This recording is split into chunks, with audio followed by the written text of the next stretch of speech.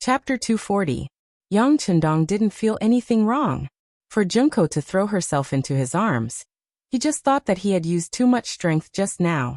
This was caused by his underestimation of Junko's body weight. Junko still had a confused expression on her face as she hid in Yang Chendong's arms. A group of people had arrived in front of the carriage a dozen meters away. When these people saw the corpses on the ground and the smell of blood, they instinctively raised their short swords and spears in their hands. The atmosphere instantly became cold and solemn. "Who are you?" the general leading the group asked in a nervous tone. In his hand, he was holding a fireball that could be fired into the air at any time. As long as the fireball was in the air, this area would quickly be surrounded by the Ming army. At that time, even a mouse would find it difficult to escape. "Who are you? Why don't you greet the Duke of Loyalty? Whose subordinates are you?" Seeing more and more people in the night, Tiger's Mane was not afraid at all. On the contrary, he was full of energy and shouted loudly. This shout also caused Junko, who was in the luxurious carriage, to tremble. She couldn't help but put more strength into her hands. Her hands that were holding Yang Chendong's waist tightened even more. "Don't be nervous, nothing will happen." Feeling Junko's nervousness and fear, Yang Chendong stretched out his right hand and patted her back gently. That magnetic voice was like the sound of nature pouring into Junko's ears, making her feel so warm and so reassuring. From childhood to adulthood, because of her identity, Junko didn't have much contact with the opposite sex. There were even fewer men who could give her a sense of security. It seemed that her father, the emperor, was one of them. Most of the time he didn't accompany her. Instead, he was always worried about the state affairs, so it became an extravagant hope for her to ask for her father's embrace. Now lying in Yang Chendong's arms, feeling the strong and clear heartbeat, coupled with the sound that could make people feel at ease, at this moment, Junko actually had a kind of intoxicated feeling. It was just like the old saying, "It's not the wine that gets you drunk, but you get yourself drunk." On the street, Tiger's Mane's voice could be heard clearly. The soldiers of the warden's office, who had been somewhat nervous and ready to fight at any moment, quickly dispersed when they heard that the person opposite them was the Duke of Loyalty. The leading general knelt on the ground and said in an excited voice, "I am a subordinate of the 5 cities military division Sun Piang. Greetings, Duke of Loyalty." "Greetings, Duke of Loyalty and Courage." Hundreds of soldiers from the warden's office of the 5 cities followed their general and knelt on the ground, shouting loudly. After defeating Walla twice in a row, the Duke of Loyalty had been given the title of War God in the warden's office of the 5 cities. Everyone respected Yojia.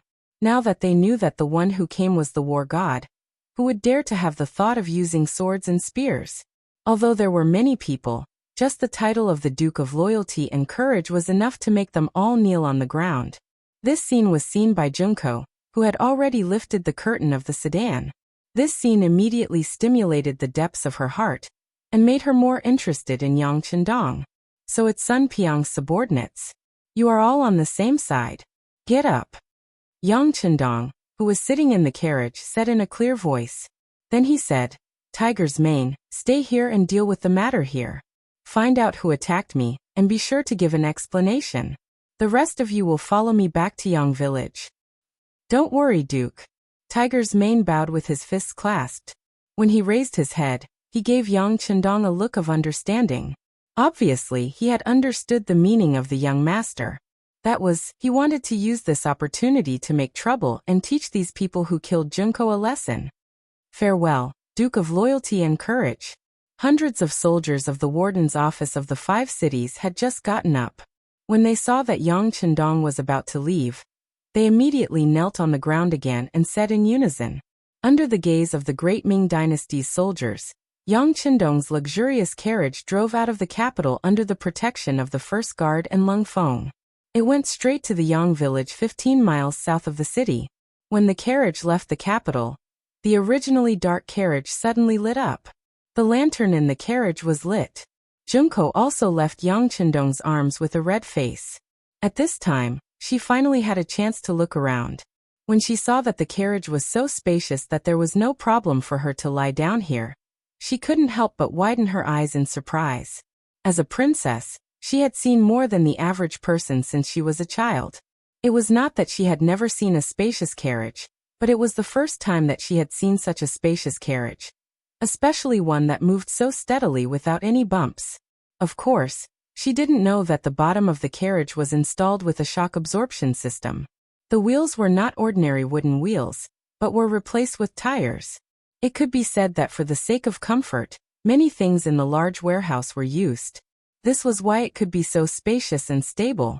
Of course, there was only one such carriage in the entire Great Ming Dynasty. Even the emperor didn't have one. He looked around curiously. After a while, he finally got a general idea of the place. Then he noticed that Yang Chendong was staring at him. He immediately lowered his head and said embarrassedly, "Sorry, I'm really ignorant. I've made a fool of myself in front of Dong Shuai." "What? Anyone who enters the carriage for the first time will be like this. It's not strange." Yang Chendong shook his head and said indifferently, "What? Did a lot of people enter the carriage? I don't know who they are." Junko asked curiously, but she was afraid that only she knew what she was thinking. "There are several people. My 4 wives have stayed here before, and my 7th sister." Yang Chendong seemed to think for a moment, and then answered unhurriedly. When she heard Yang Chendong say that he already had 4 wives, Junko's eyes showed a trace of struggle.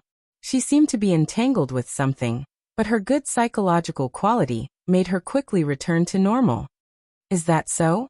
Dong Shuai already has 4 wives. It's really enviable. Haha, that's not bad.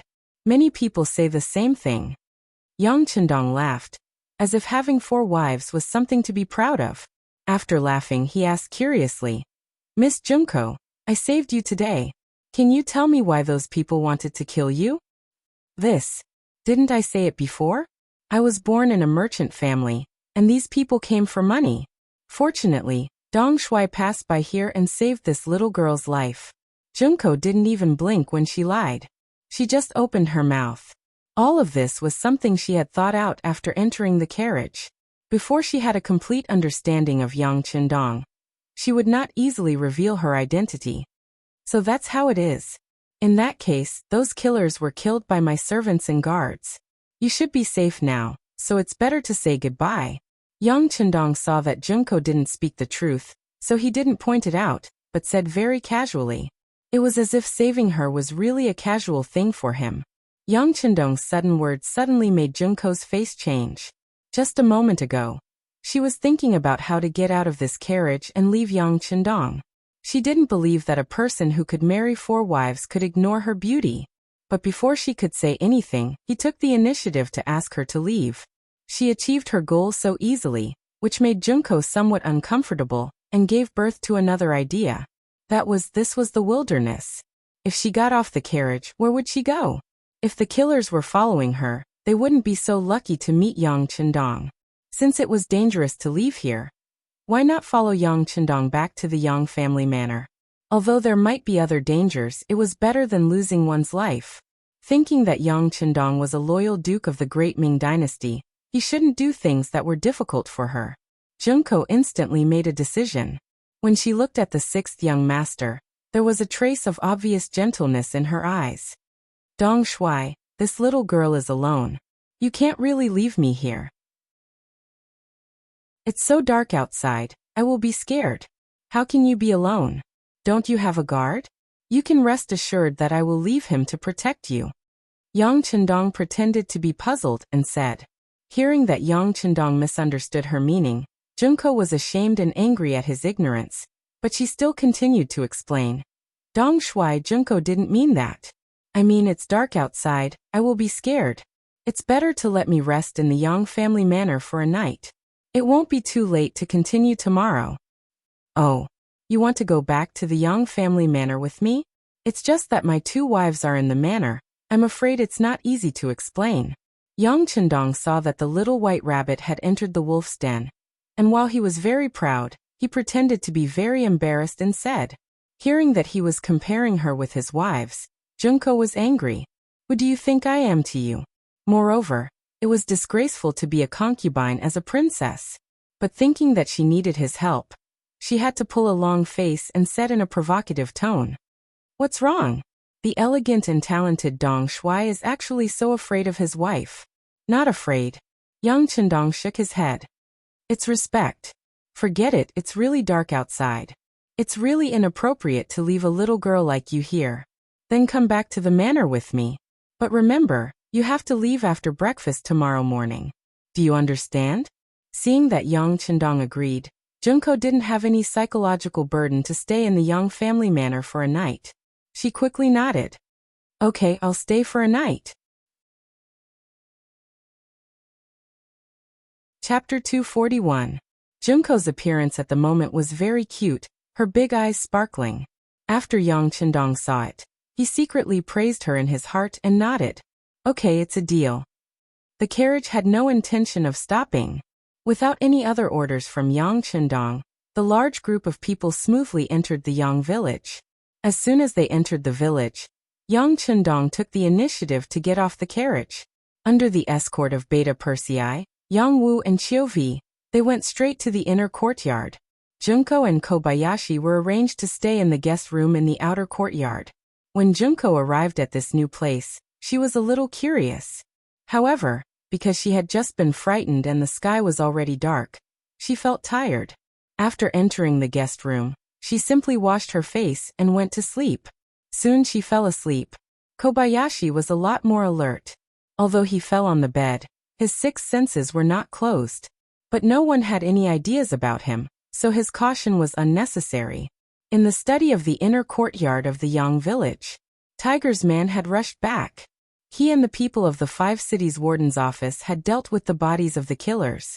After finding out that the killers were actually Japanese warriors, they had already reported it. The next step was handed over to the Genie guards and the East faction guards to take over. They just needed to wait for the news. Good, you did a good job. It's already late. Except for the ones on duty, everyone else should go to rest. By the way, don't forget tomorrow morning's morning exercise. Not only can you not stop, but you also have to make a noise, understand? Yang Chendong patted Tiger's man's shoulder, and after thanking everyone for their hard work, he made some arrangements for tomorrow morning. After taking care of business, Yang Chendong returned to his bedroom. First Madame Huyen and second Madame Xiao Yin were already waiting for him. As soon as he entered the room, the two of them eagerly stepped forward to help him take off his clothes with great enthusiasm. Yang Chendong stood there and enjoyed the service of the beauties. After his coat was taken off, Huyan's careful voice sounded in his ear. Roku, I heard that the Japanese girl named Junko was brought back to the village by you, right? Hee, that's right. She was being hunted down tonight. My husband happened to pass by and saved her. Yang Chendong chuckled as he replied. How could he not know what Huyen and Xiaoyin were thinking? However, now was not the time to explain too much. He wasn't 100% sure how things would develop, and he wouldn't say anything if he wasn't sure. Huyen and Xiaoyin were clearly not satisfied with his nonchalant answer. However, as a married woman, she couldn't say much. On the day they married Yang Chendong, they were already prepared to share it with others. After all, their husband was too outstanding. Such a person was destined to be extraordinary. Rather than having the time to be jealous here, she might as well take this opportunity to give birth to a child for him. This way, she would have no worries for the rest of her life and would not have to worry about anything. Lu Lang, let us sisters serve you while you rest. After making up their minds, Huyen and Xiaoyin looked at each other and made a decision. Both of them began to lean toward Yang Chendong. Haha, good, then let's rest together. Yang Chendong was happy to see this. While laughing, he held the two women in his arms and then rolled to the side of the big bed. Compared to Yang Chendong's happy life, Aoki Yuki's was much more miserable. First, when he learned that Princess Junko had appeared in the Great Ming Dynasty, he was nervous and sent his guard, Ikari, to take action with ninjas and samurai. Originally, he thought that he would succeed. But who would have thought that not long ago, Ikari came back and said that he had failed. And this was not the most annoying thing. Then, the people of the embroidered uniform guard came and asked Aoki Yuki to follow them to the yamen on the grounds of assisting in the investigation. Although he had not been in the Great Ming Dynasty for long, he still had some understanding of the yamen of the embroidered uniform guard, which was the imperial court. Of course, Aoki Yuki refused. He even used the reason that he was an envoy of Japan to protest and oppose. If it was in the future, an envoy of a country would never be easily touched. Even if there was conclusive evidence, it would still need to be approved layer by layer. In the end, it was unknown when it would be done. But now the Great Ming Dynasty was still prosperous, and Japan was relatively weak. Of course, Aoki Yuki's protest would have no effect. Under the suppression of several burly embroidered uniform guard, he was quickly taken out, leaving the guard Ikari, who was constantly stomping his feet. It was late at night, and he did not have any better ideas. He could only think about bringing a large sum of money to the officials of the Ministry of Rights at dawn to see how to save his superior. But he did not know that the reason why the embroidered uniform guard acted so quickly was because the matter involved Yang Chendong. The name of the Duke of Loyalty was not only among the common people, but also among the people, the 5 cities' warden's office, and even the embroidered uniform guard. Just a while ago, because they offended this person, many eunuchs were threatened with their lives. Now that this matter was related to him, no one dared to take it lightly. At least, they had to take the suspect into custody first. They could not give the Duke of Loyalty a chance to flip out. As for the Ministry of Rights, needless to say, Hu Yan's grandfather was the minister of the Ministry of Rights. If the people there dared to do anything, it would be a strange thing. Of course, Ikari did not know all of this. He was waiting for the arrival of dawn in nervousness and apprehension. After the night, it was dawn. This was a truth that had never changed. When the sun of the new day shone into the room, Junko woke up. But just as she woke up, she saw 2 maidservants serving her in her line of sight. "Miss, get up. Wash up first." Oh. In an unfamiliar environment, Junko, who had no opinion of her own, said obediently. Then she had the opportunity to enjoy the new toothpaste and toothbrush for the first time. Then it was the appearance of the soap. The fresh fragrance made Junko yearn for it. After washing her face and rinsing her mouth, the divine mirror appeared. The clear mirror reflected the most perfect side of Junko. Then came the new shampoo, the unforgettable perfume spray, and so on. Even the toilet paper was so soft. Junko was completely dumbfounded by all this. Originally, she thought that the life in the palace was luxurious enough. But compared with here, there was still a huge gap. The clothes were very fitting. Among them, there was a shameful bra and other things. Wearing it was comfortable and showed off her figure. It could be said that it was an eye-opener for Junko. She felt that her whole person was completely changed. Along with the arrival of breakfast, the delicious food made Junko eat until she was full. She felt that the amount of food she had eaten in a day was not as much as the amount of food she had eaten today. She changed her clothes and ate until she was full. With a satisfied mood, Junko walked out of the room and came to the courtyard. Then, she saw a scene that she would never forget for the rest of her life. 30 men wearing camouflage uniforms were waving shiny bayonets to practice assassination in the slightly cold morning weather. Their uniform movements made the 30 people's performance seem as if they were one person. Their performance was so uniform that it was as if they were one. But what was even more shocking was that the moment these people rushed out with their bayonets, they didn't make the slightest sound. Because of this, it gave people a terrible feeling. Whether it was practicing formations or weapons, they had to shout. Only in this way could they show their momentum.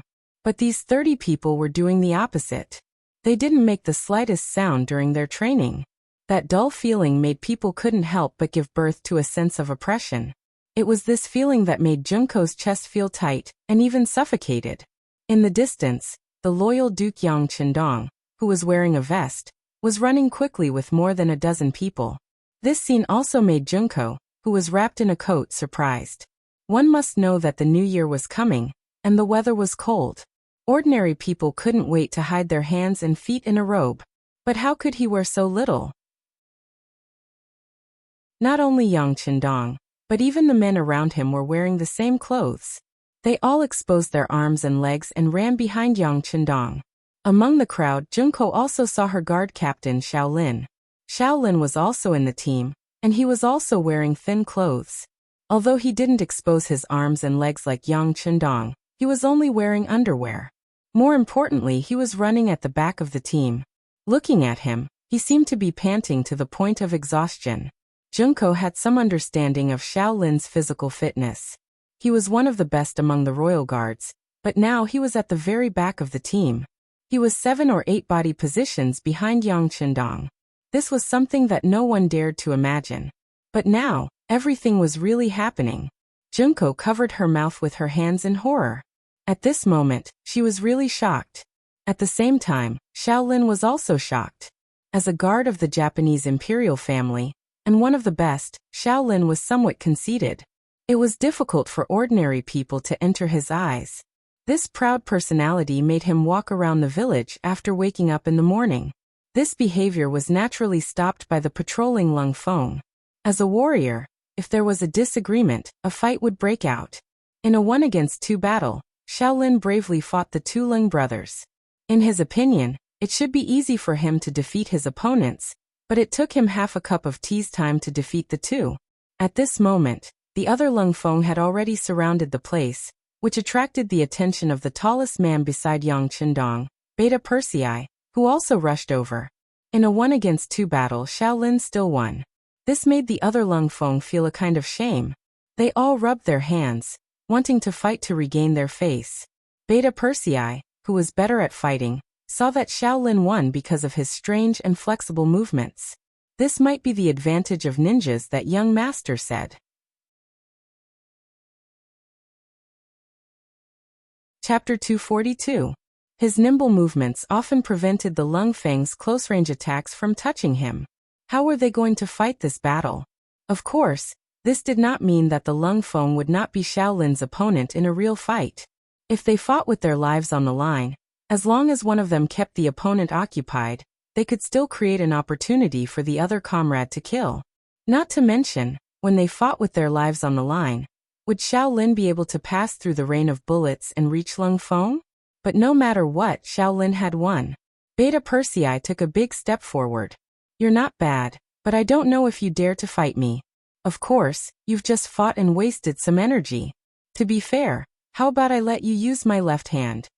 Beta Persei stood up, and offered to use his left hand to fight Xiao Lin. This was an insult to a samurai. Xiao Lin would not back down. For the sake of a samurai's dignity, he readily agreed. The surrounding Lung Feng quickly moved aside, creating a large circle for the 2 of them to fight. When the 2 of them stood still, Xiao Lin made his move. He took a step forward and appeared behind Beta Persei. Then he threw a 1-inch punch at Beta Persei's waist. The speed of this attack was several times faster than when he was fighting against Cold Edge. This time, the other Cold Edge members who were watching the show sucked in a breath of cold air. At this moment, everyone realized that Xiao Lin had not used his full strength. Beta Persei stood there motionless, as if he did not notice Xiao Lin's attack. Only when the opponent's 1-inch punch was about to hit his waist and the distance was less than 15 centimeters, did he suddenly turn around and use his right elbow to block the 1-inch punch. Under Beta Persei's sudden counterattack, Xiao Lin only saw a blur in front of his eyes. Then he felt a sharp pain in his right fist. It felt as if he had hit a piece of iron. The strong rebound force forced him to take 3 steps back, before he could regain his footing. Just as he regained his footing, a heart-piercing kick was aimed at his chest. Instinctively, Xiao Lin stretched out his fists to block, but his expression changed drastically upon contact. The power of this kick was so great that Xiao Lin couldn't block it even after using all of his strength. After being kicked, he flew backward until he flew for about 7 or 8 steps before landing on the ground with a loud crash. With just an elbow and a kick, Xiao Lin was sent sprawling on the ground. This scene naturally caused the other Lung Feng members to cheer loudly. Xiao Lin, who had been knocked to the ground, endured the pain from his arm and slowly stood up. You're just relying on your tall stature and strength. If we're competing in patience, you're definitely no match for me. You want to compete in endurance? Then why don't we run? I think this is a way to show off our endurance, right? A voice that wasn't very loud, but just loud enough for everyone present to hear clearly rang out. Listening to the voice, everyone saw Yang Qindong, who was wearing a vest and shorts, walking over with Tiger's mane, Yang Si, Yang Wu, Yang Lu, Qiu Vi, and other members of the first guard team. Hello, young master. As soon as Yang Chendong appeared, all the Lung Feng members stepped forward to greet him, and they all stood up straight, looking very energetic. "Good morning, everyone," Yang Chendong said to everyone with a smile, then walked to Shaolin's side. "If you want to compete in endurance, this young master is going to run now. You can try to keep up with me. As long as you can surpass us, it proves that you are stronger. How about it?" Hearing that there is going to be a running competition, and it was Loyal Gong who took the initiative to mention it, Shaolin was immediately overjoyed. In the past, when ninja training, the requirements for speed are very strict, and there are also extremely strict requirements for endurance, so running is also a common thing. Now that someone is competing with him in this direction, he won't be polite. He immediately agreed. "Okay, I hope that Loyal Gong won't act shamelessly when you lose." "Don't act shamelessly. Remember, if you really lose, you have to admit your shortcomings, ha. Yang Chendong, who looked up to the sky and laughed, said to Shaolin. Then he took big strides and began his morning run. Except for Lung Feng, who needs to train assassination, the other brothers followed Yang Chendong and began to run all the way. It's not accurate to say that they are running. It's far less specific than running. Because there was no intention of slowing down from the beginning, Yang Chendong, who took the lead, took big strides and accelerated his speed. Shaolin is indeed a little uncomfortable with Yang Chendong's running method, but he is not afraid. In his view, this is just Loyal Gong trying to show off, trying to pull away from him and make him completely lose confidence. And as long as he can keep up with the other party's pace and rhythm, the other party will be powerless in the later stage, and at that time, it will be time for him to overtake. With this thought and confidence, Shaolin also shook off his arms and took big strides to keep up. And this time he ran a full 6 laps. Each lap is 400 meters, and 6 laps is a distance of nearly 5 miles. His footsteps have been maintained at a constant speed, and Shaolin, who followed behind, did not notice that Loyal Gong is tired. This development is completely different from what he imagined. Shaolin used all his strength to keep up, and began to take off his clothes. Originally, because of the weather, he was tightly wrapped, but now he began to take off his coat. After a while, only his underwear was left on his body. But even so, he still felt hot. The most important thing is that the distance between him and Yang Chendong is getting farther and farther. After another 6 laps, he has already run 5 kilometers. Shaolin felt that he has reached his limit, but when he looked at Yang Chendong, his expression still didn't change, and his footsteps were still light. At this moment, if Shaolin doesn't know how powerful Yang Chendong is, then all his years of learning martial arts are in vain. At this moment, his heart gave birth to the idea of admitting defeat. And at this time, Junko appeared and saw the scene in front of her.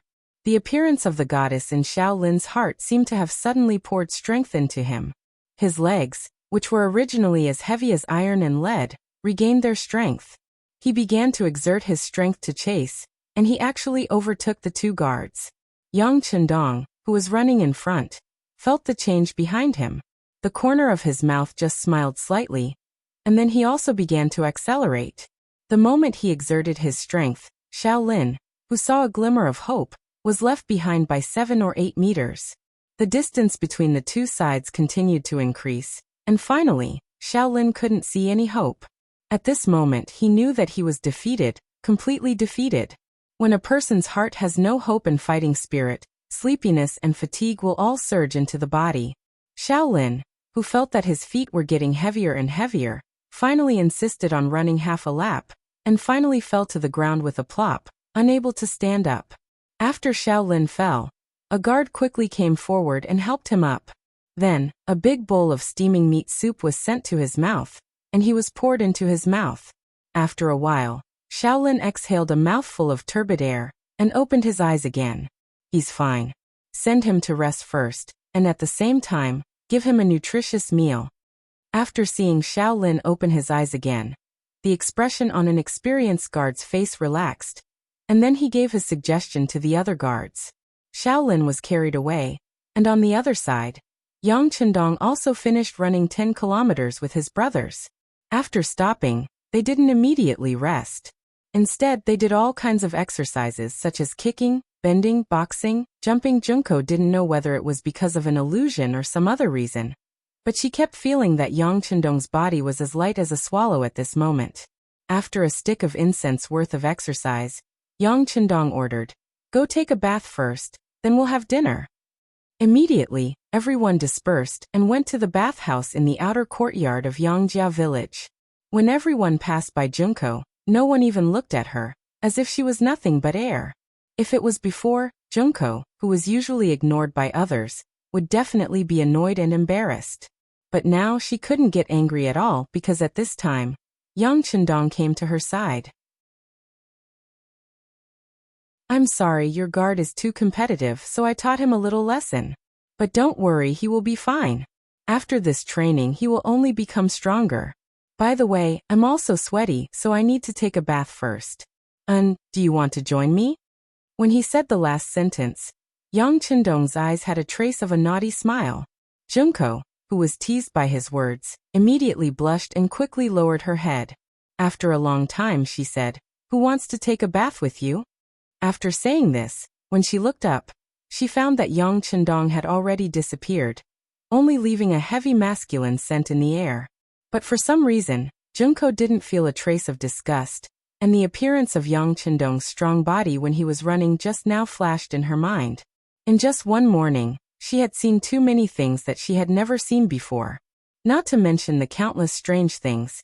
Even her guard captain, Kobayashi, was called a weakling by Yang Chendong's words. All of this subverted Junko's previous understanding, making her curious about the Yangjia village. "I'm going to stay here and see what secrets there are." It was as if he had made a big decision and found a reasonable excuse for himself to stay.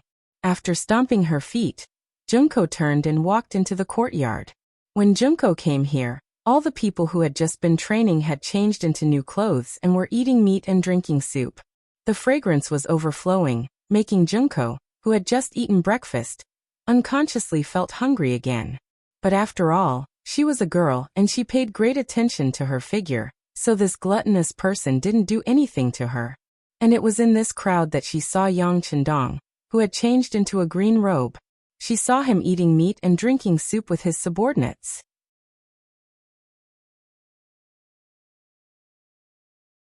Chapter 243. This was also one of Yang Chendong's habits. Unless there was a major event, he would do his morning exercise as usual and eat with his brothers afterwards. This was an opportunity to improve everyone's relationship. How could he waste it? The dignified Duke of the Great Ming Dynasty actually dined with his servants. How incredible was this in Junko's eyes? At least in her impression, when her father ate, except for major festivals, her mother would sometimes sit with him and accompany him. Generally he ate alone, which seemed to show his noble status. But when it came to Yang Chendong, everything seemed to have changed. But they seemed to be getting along so well. Could it be that her father's method was wrong? Or was this Yang Chendong originally a different kind of person?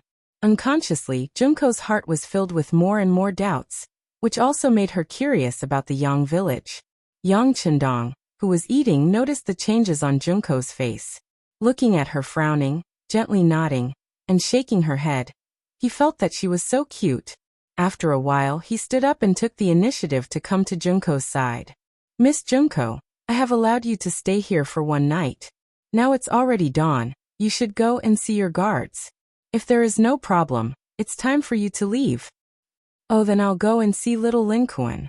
She didn't know why, but the closer she was to Yang Chendong, the faster her heart beat. She couldn't figure out the reason. So she turned around in a panic and went straight to the place where little Lin was resting. In little Lin's room, after eating a lot of delicious food, his body was gradually recovering. When he heard the door open and saw Junko appear, little Lin struggled to sit up from the bed. "Princess, you are too tired, don't get up, just lie down." Junko hurriedly came to the bed and sat down on the chair beside little Lin's bed. "Princess, I'm fine. It's just that I ran too fast, so I'm tired. I'll be fine after a rest. By the way, when are we leaving here?" Little Lin was afraid that the goddess would look down on him, so he tried to show off. Junko didn't answer little Lin's question, but asked, "Little Lin Kuan, can you tell me your impression of the Yang village?" "Imprint?" Xiao Lin seemed to be seriously considering this question for the first time. He pondered for a moment before answering. Princess, Yang Village is very mysterious. The people here are also very strong. Their training methods are also very unique. Very powerful. Junko seemed to have caught the key point and asked, how powerful? Compared to my imperial father's guards? Xiao Lin scratched his head. I don't know since we haven't competed. But it seems that the people here are stronger. What? Are they more powerful than father's guards? Junko asked in shock. She had never practiced martial arts before, so she didn't know much about it. But since it was Xiao Lin who said it, it shouldn't be wrong. After all, taking the initiative to slap their own face was not something that a warrior was willing to do. However, he still admitted it. That could only mean one thing. And that was that the people from the Yang village were really strong. How are they compared to Ashikaga Yoshimasa's guards? Junko continued to ask. This was the main point she wanted to know. Compared to the general's guards? They must be stronger. Xiao Lin seriously thought for a moment, and then gave a rough answer. As if to increase his persuasiveness, he added, the people here use advanced firearms that can fire continuously. This is something that the general doesn't have. If they really fight, I'm afraid that he will suffer a great loss. So powerful! Junko exclaimed again. This time, there was a trace of joy on her face. If everything was as Xiao Lin said, then once she drew Yang Chendong to her side, it was equivalent to having the strength to deal with the general. In that case, her imperial father wouldn't be so threatened. At this moment, Junko made a decision in her heart. That was to subdue Yang Chendong and make him work for her. If this was the case, her trip to the Great Ming Dynasty would be worthwhile. Xiao Lin Kuan, your body is still very weak. How about this, you stay here for 2 days. I will explain it to Dong Shuai. Since he wanted to stay, he needed a valid reason. Xiao Lin's physical condition was the best excuse he could come up with. No. Princess, Xiao Lin can continue to walk without rest. I can also protect Princess's safety. Xiao Lin didn't understand these things. He just didn't want to admit defeat. Enough. Junko suddenly stopped Xiao Lin. I said that your body is weak and you need to rest. Are you going to disobey my order? Xiao Lin was caught off guard by the sudden change in the princess, who had a gentle expression on her face just a moment ago. But the education he received since childhood made him instinctively agree. This lowly one doesn't dare to disobey princess's order. Very good, since that's the case, do as I say. Seeing Xiao Lin yield, Junko's face reappeared with satisfaction. Then she walked out of the room and went out of the courtyard to look for Yang Chendong. At this time, Yang Chendong had already eaten breakfast and was in his study looking at the various materials sent by the Intelligence Bureau. Hu Yan and Xiaoyin were attending to him on his left and right. The three of them were chatting and laughing, and it was truly a scene full of spring. But in this kind of atmosphere, Tiger's Mane suddenly knocked on the door and said, Young master, Miss Junko wants to see you. She hasn't left yet? Well, let her come in. Yang Chendong was well aware of this, but his face showed a puzzled expression, as if he was surprised by this result. On the other hand, Hu Yan and Xiaoyin couldn't help but look at him, but then they smiled like flowers. They didn't have the slightest intention to be angry.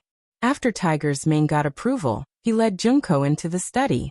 As she entered, the 6 eyes of the 3 women unconsciously collided with each other.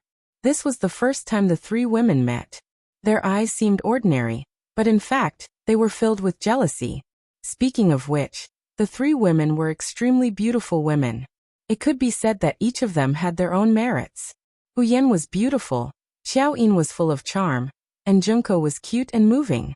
Any man who could have one of them was already a blessing that he had done countless good deeds in his previous life. But when the 3 women were together with the same man, it was really like the old saying, the most difficult thing to bear was the beauty's favor. After a short exchange of glances, the 3 women separated. Hu Yan was holding a teacup, while Xiaoyin was pouring tea to express their close relationship with Yang Chendong. Only Junko was left standing there alone, seemingly a little embarrassed.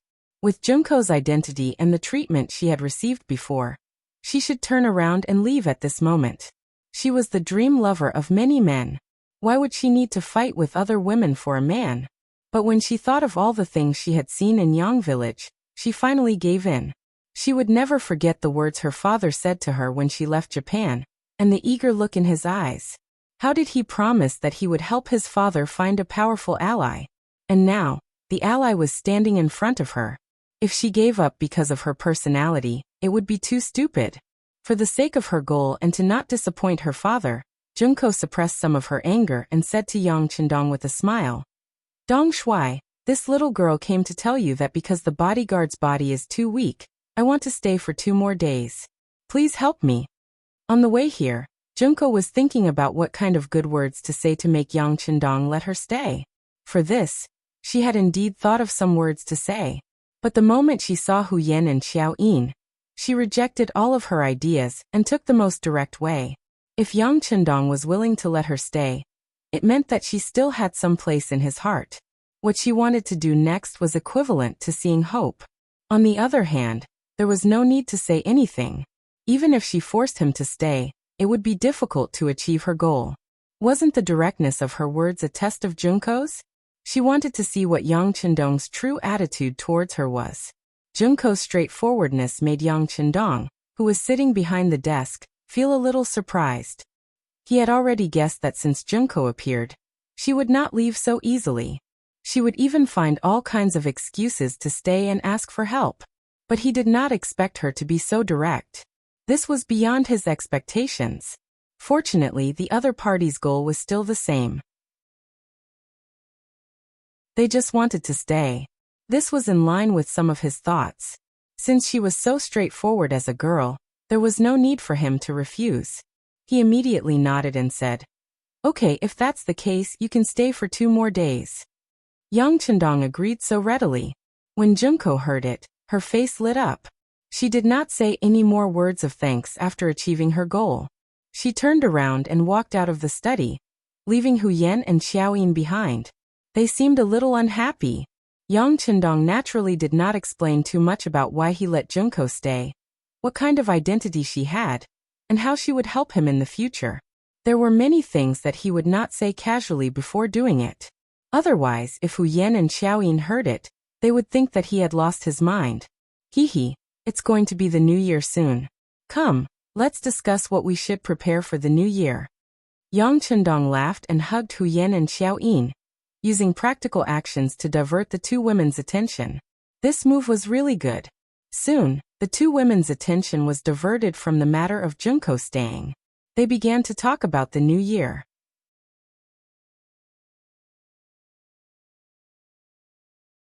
Chapter 244. It was 1450 AD. The spring festival bell rang, and the new year arrived. The Yang family manor was more than twice as lively as last year. The 4 madams gathered around Yang Chendong and smiled happily. The servants, guards, and guards of the Yang family all received recognition from the 6th young master's performance, making them overjoyed. The servants of the manor Immortal Abode, Heavens Beyond Yang Bao, and the staff of the Yang family bank all received a big red packet, at least 5 taels of silver. There was no cap on the red packet, making everyone smile. There was a saying, "If you have money, you can celebrate the new year every day." Everyone received benefits. Naturally, everyone was amazed by the benefits of the 6th young master, and their hearts became firmer. The first day of the new year passed happily. On the second day of the new year, Yang Chendong sat in a luxurious carriage and began to visit the capital. For example, the brothers and sisters of the Yang family, the Hu family, and some ministers who were on good terms with Yang Chendong had to visit once. Although he was now the Duke of Loyalty and Courage, he was only 20 years old. During such a festive time like the New Year, of course he couldn't put on airs. As a junior, he visited people to build relationships and increase friendships. He was very busy, because there were too many people who needed to maintain relationships with him. Even the eunuchs like Jining in the palace also needed to send a congratulatory gift. This didn't mean that he was afraid of anyone. He just didn't want to give the other party an excuse to find trouble with him. And he was busy until the 7th day of the new year. This was also the day of the opening of the Yang Family Academy. Before the new year, He Wen-Yuan and the others who came to find trouble with him were so embarrassed that they couldn't show their faces. In particular, the poem, The History of Lion-Eating Shi, was even more amazing. What was worth mentioning was that Yang Chendong actually took the initiative to go to the He residence to find He Wen-Yuan during the New Year's visit. He gave He Wen-Yuan the draft of The History of Lion-Eating Shi that he wrote himself. That day, he had said that if He Wen-Yuan did not lower his head and admit his mistake, the manuscript of The History of Lion-Eating Shi would not be published. But in reality, Yang Chendong didn't do that. With the idea that it was better to squash enmity than keep it alive, he took the initiative to visit He Wen-Yuan, giving him enough face. This was what it meant to be a good person. Taking advantage of the New Year period, he abandoned his status as a duke and came as a junior. No matter what he did, no one would say anything. Yang Chendong's way of doing things naturally made He Wen-Yuan endlessly grateful. Now that there was a way out, how could he not take it? Not to mention, he had been troubled by this matter these days. Many great scholars who were interested in The History of Lion-Eating Shi had taken the initiative to find him, saying that they hoped that he could lower his head and get the manuscript. This was another characteristic of literati. Once they encountered a good article, they would definitely want to read it. Otherwise, they would not be able to eat or sleep well. Among these great scholars, some of their identities were not ordinary. In terms of qualifications, they were comparable to He Wen-Yuan. This was really difficult for He Wen-Yuan, because he really couldn't lower his head and ask for advice from a young boy. When he was troubled, there was no lively event in the He residence this year during the New Year. At this moment, Yang Chendong came and took the initiative to give him a way out by giving him the manuscript of The History of Lion-Eating Shi. How could He Wen-Yuan give him any face?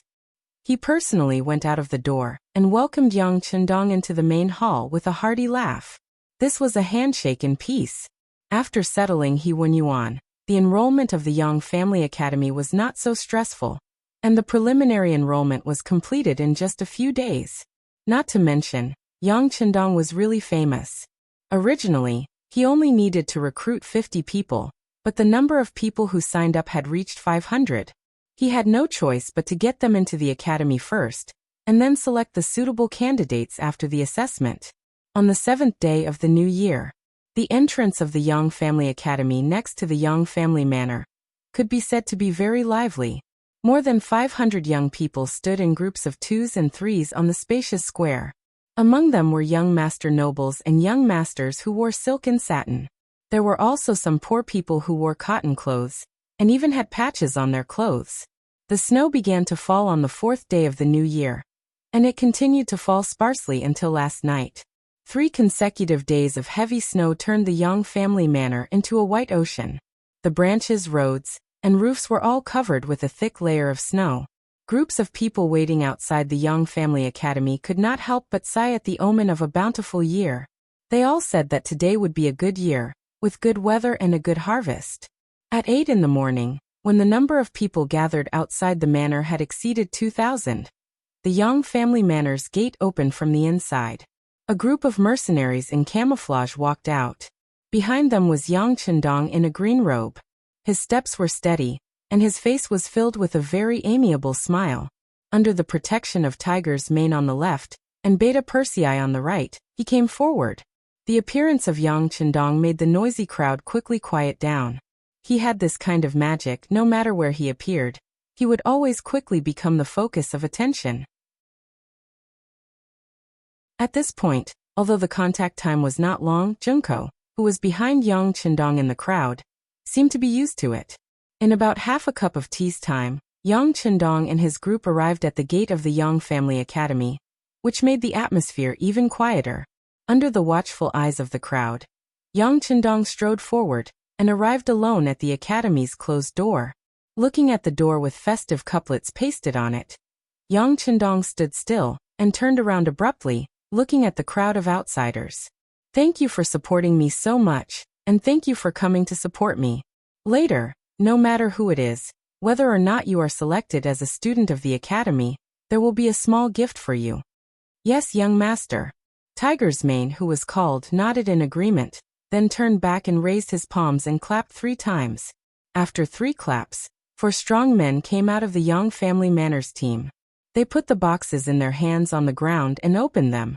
Suddenly, a burst of silver light shone directly into everyone's eyes. 2 boxes, a total of 10,000 taels of silver. This was the small gift Yang Chendong talked about. There were about 2,000 people here, and if it was divided evenly, each person would get 5 taels of silver. For many poor people, this was definitely not a small amount of wealth. 10,000 taels of silver with a wave of his hand immediately caused a burst of astonishment to come out from the crowd. In this regard, Yang Chendong was not surprised at all. He laughed and said, "It's still after the new year, all of this is just a gift from me to everyone. Of course, you can choose not to accept it, but I will never take back what I have given out.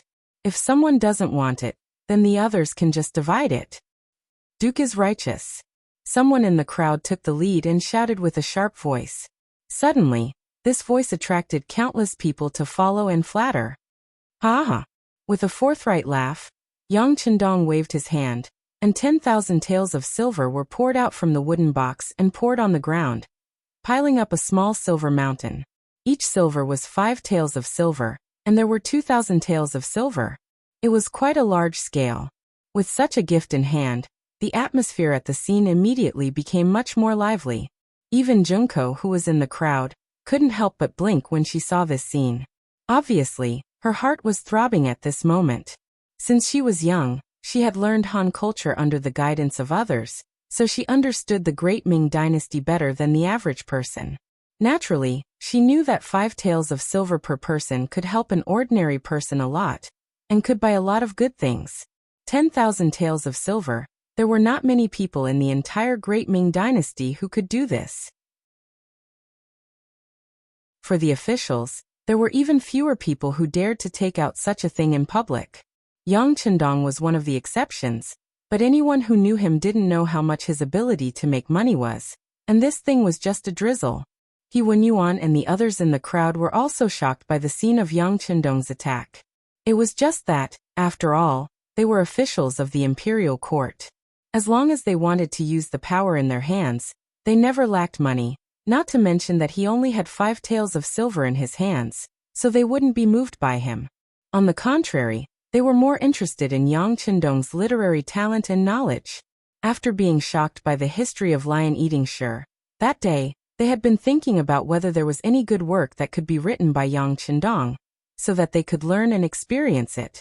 With such a thought, He Wenyuan stepped out of the crowd, wearing a thick and warm cotton robe, slowly raised his hands, cupped his fist and said, "Duke Zhongdan, today is a festive day. I don't know if there is any good work for us to admire and learn from?" He Wenyuan asked for a poem.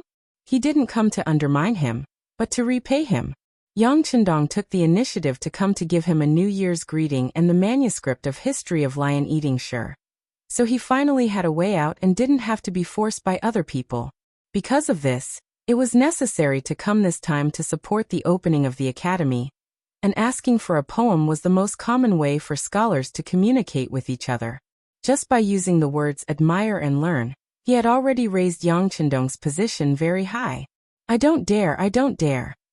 Yang Chendong was gratified by He Wenyuan's reciprocation, but his mouth was very polite and his face was extremely humble. The so-called good poem needs the accumulation of inspiration and knowledge. How can I compare with Sir He in this aspect? I'm ashamed. Ah, Duke Zhongdan, why are you so polite? I know that with your talent, it is not a problem to write a poem. Besides, today is a good day for the opening of the Yang Academy. As the first teacher, writing a poem is something that should be done. He Wenyuan laughed and his tone was full of relaxation. He was also telling Yang Chendong that on such a good day, how could there only be money and not good poems? Wasn't this a disrespect to scholars?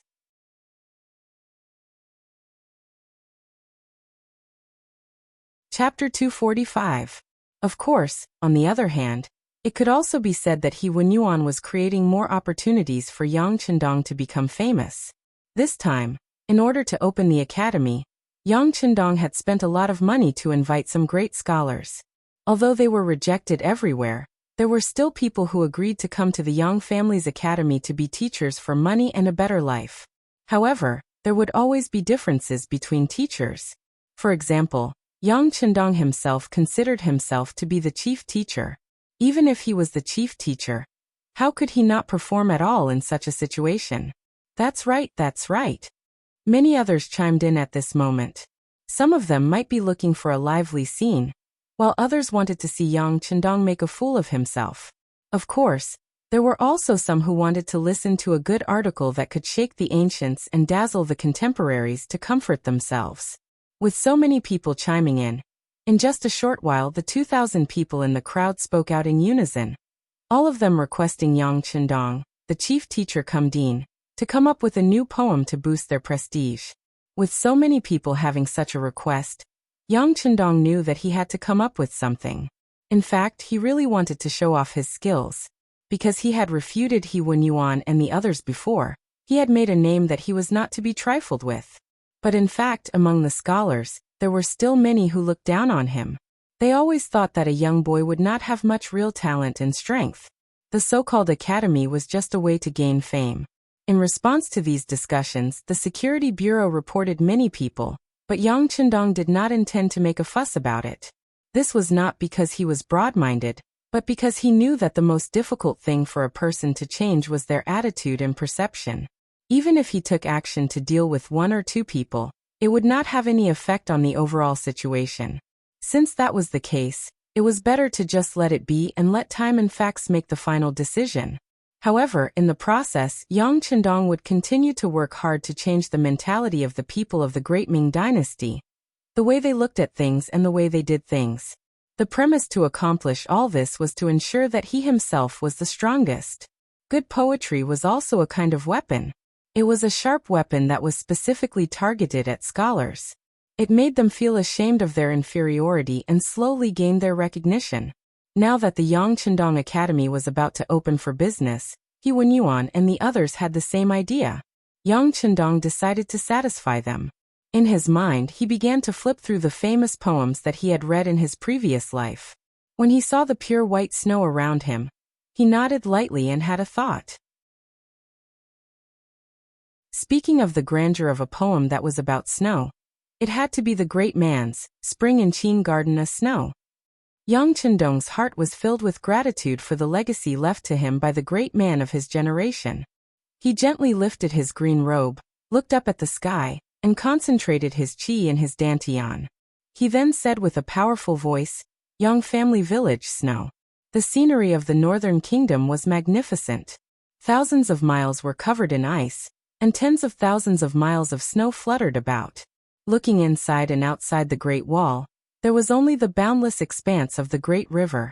The mountain dances like a silver snake, the plains like a wax elephant, wanting to compete with the Heaven Duke. Su Qing was dressed in red and white, looking exceptionally enchanting. There were so many beauties in the country, attracting countless heroes to bow down to them. Emperor Shiqin, Han Wu, was slightly inferior in literary talent. Tang sect Songzhu was slightly inferior in style. Genghis Khan, the heavenly son of a generation, only knew how to shoot a big eagle with a bow. The past is the past. Counting the heroes, it depends on the present. The clear voice was still resounding between heaven and earth, but at this moment, the noisy crowd had already become silent. Everyone was silent at this moment. Anyone who knew a little about poetry could feel the grandeur of the poem, Yang Family Village, Snow, and the courage of the ambition. Even those who didn't know about poetry were shocked by the powerful momentum of Yang Chendong's recitation. They didn't dare to make a sound. Junko was also in the crowd. With her understanding of Chinese, she could naturally understand the poem, Yang Family Village Snow. Because she understood it, she was very surprised. She couldn't imagine that such a sentimental and majestic poem would come from the mouth of Yang Chendong, who was only 20 years old. In the front row of the crowd, He Wen Yuan and other great scholars' representatives were trembling with excitement at this moment. They knew more about poetry than others. Because of this, they could understand the role and meaning of this poem in the first place. If the previous history of the lion eating the Shi family was a work of trickery and was created with enough understanding of Chinese characters, then Yang Family Village, Snow showed a kind of broad feeling and a kind of lofty ambition. The past is the past. Counting the heroes, it depends on the 3 words, the past is the past in the present. The words were full of endless meaning, and it was a wonderful finishing touch. The history of the feudal society in China was briefly mentioned, and it turned to the present era of the poet, pointing out the theme of counting the heroes. It depends on the present era. The present era was a new era, and the new era needed new heroes to lead it. The heroes of the present era lived up to the mission of history and surpassed the heroes in history. They had more outstanding talents and would create unprecedented great achievements. This was the poet's firm self-confidence and great ambition. This conclusion, which shocked the ages, made a declaration that surpassed history and expressed the ambition to change the world. At that moment he thought for thousands of years. At that moment he saw the future. At that moment he was full of lofty sentiments. At that moment he looked down on the past and present. The entire poem reflected a kind of broad-mindedness and arrogance. Every sentence carried an extremely deep meaning. Once one carefully pondered over it, every word was like a jewel, and every sentence was full of fine sentences. At this moment He Wen-Yuan was completely convinced. The poem, Yang Family Village Snow, had completely conquered him. Convinced, he was the first to applaud. Good. Good poem, good mood, good mind. Loyal and courageous, your talent is admirable. He even said the word admirable. It could be seen that at this time, He Wen-Yuan was really impressed by Yang Qindong's talent. With him as an example, the other literati also nodded their heads and congratulated Yang Qindong with their fists clasped in front of him. With the literati taking the lead, the others naturally followed to congratulate. Yang Qindong smiled and cupped his fists to everyone. He knew that the 2 consecutive styles were very successful. Next, he would see the real academy. He turned around and suddenly stretched out his hands. His fists turned into palms and pushed the door of the Yang Family Academy behind him. With this sudden force, the originally heavy door opened from the outside. With a creaking sound, the 2 iron blocks on the left and right of the Yang Family Academy's door appeared in front of everyone. It was not correct to say that it was 2 iron blocks. Although it was iron, it had a round iron body and a long iron handle. It was like a machine in front of everyone. At this moment, behind Yang Qindong, He Wen-Yuan and the others also walked over. They also noticed the 2 big iron blocks with a cement base. Out of curiosity, everyone stopped and looked at the rare thing in front of them. They were speechless for a while. Yang Qindong had brought too many rare things to everyone. At this point, they were no longer as shocked as they were at the beginning. Therefore, at this moment, everyone's eyes fell on the Duke of Loyalty, wanting to see how he would explain this thing. Someone bring me the basin. Yang Qindong, who was chuckling, strode forward and came to the side of the iron block. He reached out and grabbed the iron handle. Then his arm slowly pressed down. Fall, rise, fall. The rhythm was even and slow. When Tiger's Mane took out a basin and placed it on one end of the iron block, clean water came out from it and fell into the basin like the Milky Way. Ah, it's working. The people closest to it saw it the most clearly. When they saw the water flowing out, they couldn't help but take a step back and then let out a scream. There was no need to shout. Everyone noticed that there was a lot of clear water flowing out. For a moment, everyone was surprised. They were obviously very curious about the iron thing that could work after a few moves. Some of the people in the crowd who had done farm work even widened their eyes. They suddenly thought that if they had this kind of thing in the land they planted, wouldn't they not be afraid of drought? Yes, this is a water pressure well, a tool to draw water from the ground. The water pressure well is a tool to draw underground water to the ground. It is made of cast iron, and the bottom is a cement-like block. The head of the well is the water outlet. The back of the well is thick and thin. The tail is a pressure handle connected to the heart of the well. It is about 20 to 30 centimeters long. It is often used, making it brighter. The heart of the well is a water guide skin. It is the force of this water guide skin, and the heart of the well, that draws the underground water up. The principle is not complicated. It's just that because of the backwardness of science and technology, no one has studied physics. Everyone wants to learn from the sage and Confucius.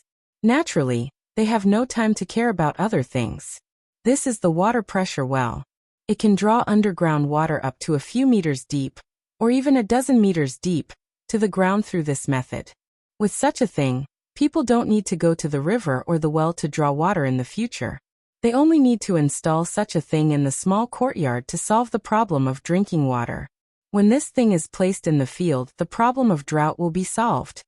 Looking at the eyes focused on him, Yang Qindong's words were powerful and resonating, shaking the eardrums of everyone present. Ah, is it really so magical? Quick, who is going to try the other one, and see if it can really draw water? He Wenyuan was also shocked by Yang Qindong's introduction. He remembered that there was a well in his courtyard. Usually, water was taken from there. However, there would often be dirty things falling on it. For the sake of cleanliness, it naturally needed someone to take care of it. However, there was no guarantee that the water was clean. But now, there was such a thing that could make water appear on the spot. It was really convenient and much more hygienic. When He Wenyuan shouted, someone had already walked over. He reached out and pressed the iron handle of the water pressure well. After more than 10 times, water began to flow out of the iron mouth. Some people couldn't help but curiously go forward to have a taste. They immediately shouted excitedly, "So cool, so sweet."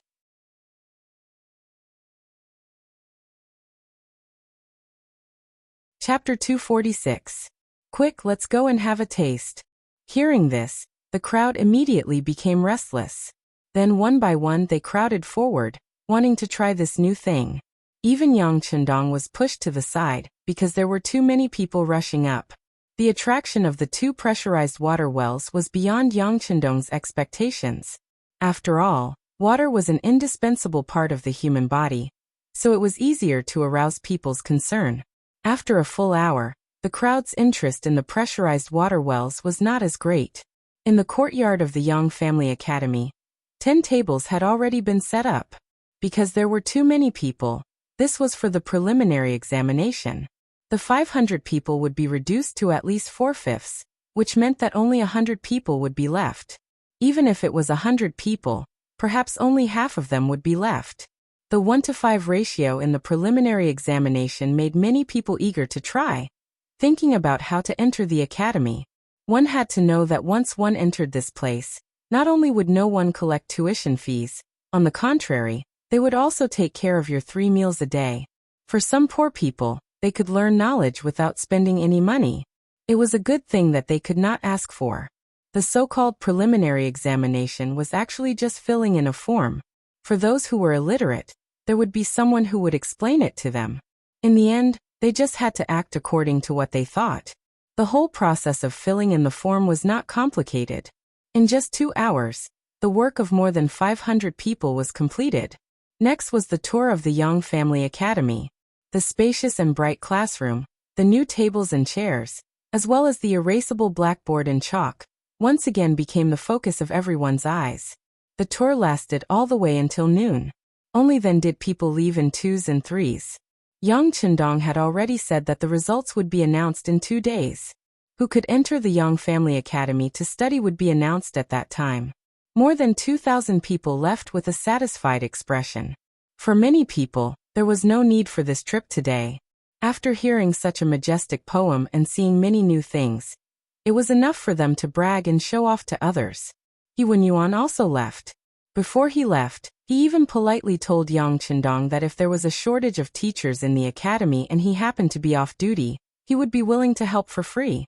With regards to He Wenyuan's initiative to express goodwill, Yang Qindong naturally smiled and agreed. However, only he knew in his heart that what he was teaching was not the flashy 4 books and 5 classics. He was teaching the way of survival. This was also a preparation for accumulating talents in the future. After everyone left, the area outside the Yang Manor became quiet again. However, Yang Qindong had no intention of resting at all. In his hands, he was holding the information added by the applicants and was checking them one by one. The security bureau was already on standby and fully cooperating. Once there was a talent that the young master had his eyes on, they would investigate him as quickly as possible and then verify the authenticity of his identity. Although Yang Qindong, who had made a great contribution, had taken the initiative to leave the court. He knew that his contribution was too great, so great that even the emperor had to be wary of him. Now that he had made such a big move, it was impossible for the academy not to be on guard. In fact, the security bureau had already found 3 secret agents of the embroidered uniform guard from the applicants. Although they were good at forging identities, in front of the extremely professional security bureau, they still revealed their fox tails. Not only were there secret agents of the embroidered uniform guard in the capital, but also spies sent by Zhu Qizhen of the Ying sect. And there were as many as 8 of them. In addition, there were 2 spies sent by Wala Yeshen. Looking at the applicants screened by the security bureau, Yang Chendong shook his head and smiled. They really think highly of me. It seems that the young master can't keep a low profile even if he wants to. Of course, in addition to these spies, there were indeed people with good conditions among the applicants. For example, the 4 forms on the table. The first was Wang Si, the grandson of the Minister of Personnel, Wang Ji. He had previously been an editor of the Hanlin Academy and was a 7th-rank official. He was also one of Yang Chendong's friends from a long time ago. Later, when Zhu Qiyu had taken over, Jining had once sent people to blackmail Wang Ji. Because she had received very little, she was dissatisfied and removed Wang Si from his position. Although he was later reinstated, this young master no longer cared about official matters and became a frequent guest of the immortal abode. This person had also applied for the Yang Clan Academy. When he saw his name on the table, Yang Chendong pulled him out. After some deep thought, he decided to take him as a student. Yang Chendong had his own considerations for this. His attitude toward the Great Ming Dynasty was to boil the frog in warm water. In order to achieve this, the prerequisite was that there was enough warm water. He viewed Wang Si as a part of the warm water, and he would be able to influence the young master and young lords. It was even possible that Wang Ji's attitude toward the Great Ming Dynasty would change. Yang Chendong had been very close to Wang Si for a period of time, so he had a certain understanding of this person. He was very smart and did not have the bad habits of a hedonistic young master. In addition, he was not very old. As long as he was willing to learn, he would be able to achieve great things. The second person he chose was called Feng Ku, a dispirited scholar. When he was young, because he was smart, he had become an elementary scholar early on, allowing him to see the hope of changing his family. He had immersed himself in books, unable to extricate himself. However, people like this often did not excel in anything other than studying. Feng Ku was an example of this. His learning speed was indeed very fast, but he was lacking in contact with others, so he did not have many connections with other scholars. When he was taking the high scholar examination, he was tricked by another elementary scholar. He had stuffed an unimportant note into the bottom of his shoe and brought it into the examination room. Originally, this was just a joke to tease him. However, he did not expect the result to be so dramatic. Feng Ku became an elementary scholar, but the elementary scholar who put the note failed. Out of revenge and jealousy, this person reported this matter to the imperial court. However, because things had changed, there was no way to investigate. However, because of this matter, Feng Ku was not given a position by the imperial court. He only received the status of a high scholar. In addition, his parents had passed away early and he was not good at business. In the end, the fields in his family were sold to buy books. Now, even eating became a problem. This kind of bookworm, no matter where he went, he wouldn't be liked by anyone. However, Yang Chendong knew that this kind of person was more suitable for professional work. For example, the scientists in the future. It was because they had no desires and only had knowledge and science in their eyes that they were able to create many inventions. Accepting this person was to train Feng Ku as a seedling to be a scientist. The third person was called Chang Qianhao. He was from Jiangnan and was the son of the Chang family. Chang Qianhao's family background was very good, and his family background wasn't bad either. His appearance was distinguished and elegant, and the way he conducted himself was very smooth and sly. More importantly, this person had a good hand in calculating accounts, so much so that he was called the divine mathematician. He was chosen by Yang Chendong because he was good at arithmetic. As his business grew bigger, There was a lack of talents in this area. He was going to train this person as a future finance official. Although the Chang family was rich, Yang Chendong did not care about them.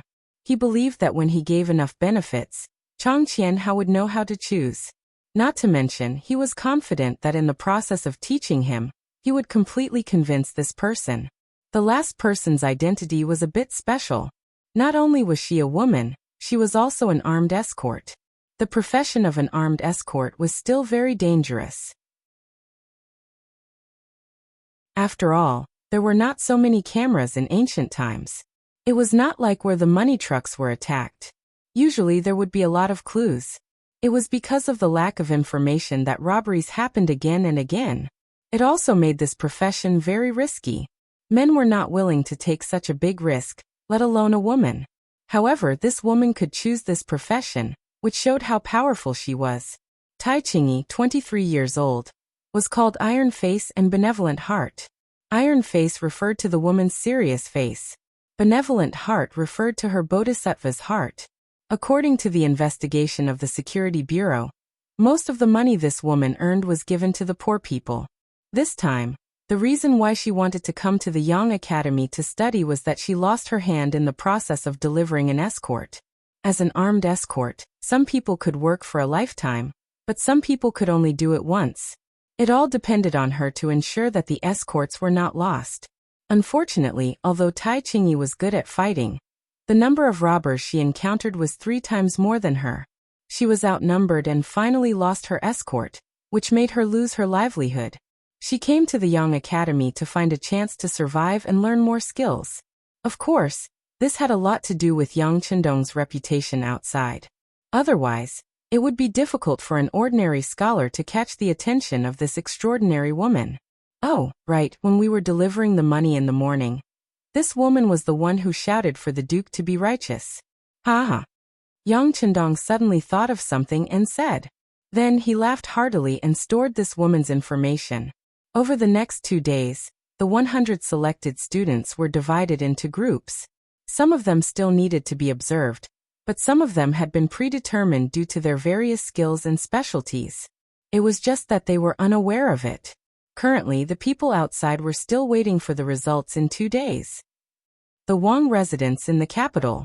As the Minister of Personnel for many years, Wang Zhi's influence was not only shown by his position, but also his hidden influence that people did not dare to underestimate. There was a saying in the Ministry of Personnel that the officials were a level higher than the officials, and the recommendation authority was in their hands. This caused some people to think of ways to curry favor with this master. As time passed, the saying that Wang Zhi's disciples were all over the world was no longer an adjective, but a fact.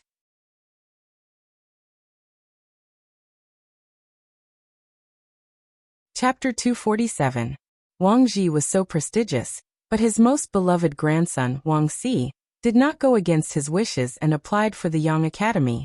After learning the truth, the minister flew into a rage in his study and called Wang Si and his son over to give them a good scolding. When it came to his grandson, Wang Zhi cared about him more than just love. He hoped that the power of the Wang family could continue, at least not fall, so he always paid attention to the teaching and training of his descendants. All along, Wang Si's performance was reassuring. At such a young age, he was already an editor of the Hanlin Academy and a 7th-rank official. If he was sent out of the capital, he would at least be a county magistrate. But who would have thought that after being suspended from his duties, he no longer had any desire to improve himself when he was reinstated? Not only did he eat and drink every day, he even applied for the Yang Family Academy behind Wang Zhi's back. How could Wang Zhi not be angry? In the study, Wang Zhi knelt on the ground after being reprimanded, but his face was full of dissatisfaction. Grandfather, didn't you say that the Duke of Loyalty and Courage has a promising future and is very talented? You also said that I should learn from him when I have time.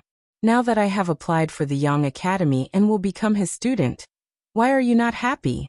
I am now 27 years old, but I don't feel ashamed because my teacher is younger than me. You don't think that I have disgraced the Wang family because of this, do you? Shut up. Hearing his grandson's bluntness, Wang Zhi was so angry that his beard curled up. What do you know? The Duke of Loyalty and Courage is indeed very talented and capable. I don't object to you befriending him and learning from him. But it is completely different to acknowledge him as your teacher. You have also heard of the saying that a teacher for a day is a father for life. This is equivalent to tying you and him together. If one day, when the emperor wants to deal with him, won't you be implicated? Implicated? Grandfather, are you saying that the emperor wants to deal with the Duke of Loyalty and Courage? Wangxi keenly sensed something and asked carefully. Not now. But can't you see that the Duke of Loyalty and Courage's contributions are too great? So great that his contributions are enough to shake the emperor? Let me ask, which emperor in the world would allow someone with greater contributions than himself to exist? It's only a matter of time before we deal with him. Wang Ji shook his head and said with certainty. What Wang Ji said was not only what he thought, but also what the other officials thought. Everyone almost unanimously thought that the emperor would deal with Duke Zhongdan sooner or later. He didn't make a move now because there were still too many places that needed to be used. However, once the emperor's position was completely stabilized and his strength increased, how could a mountain contain two tigers? It was precisely because of this that many officials did not get too close to Yang Qindong. In case something happened to the loyal and courageous minister in the future, someone would settle accounts after the autumn and find trouble with them. While everyone was thinking of ways to distance themselves from Yang Qindong, his own grandson had taken him as a teacher. No wonder Wang Ji was so angry. You haven't done anything to the Duke of Loyalty yet, have you? Besides, your grandson thinks highly of the Duke of Loyalty and Courage. When he first entered the capital, I sensed that he wasn't ordinary. Along the way, the facts have proven this. Even the Walla's army was defeated by him. If His Majesty wants to do anything to him, he probably won't be able to get much out of it. If things go wrong, he might even end up injuring himself.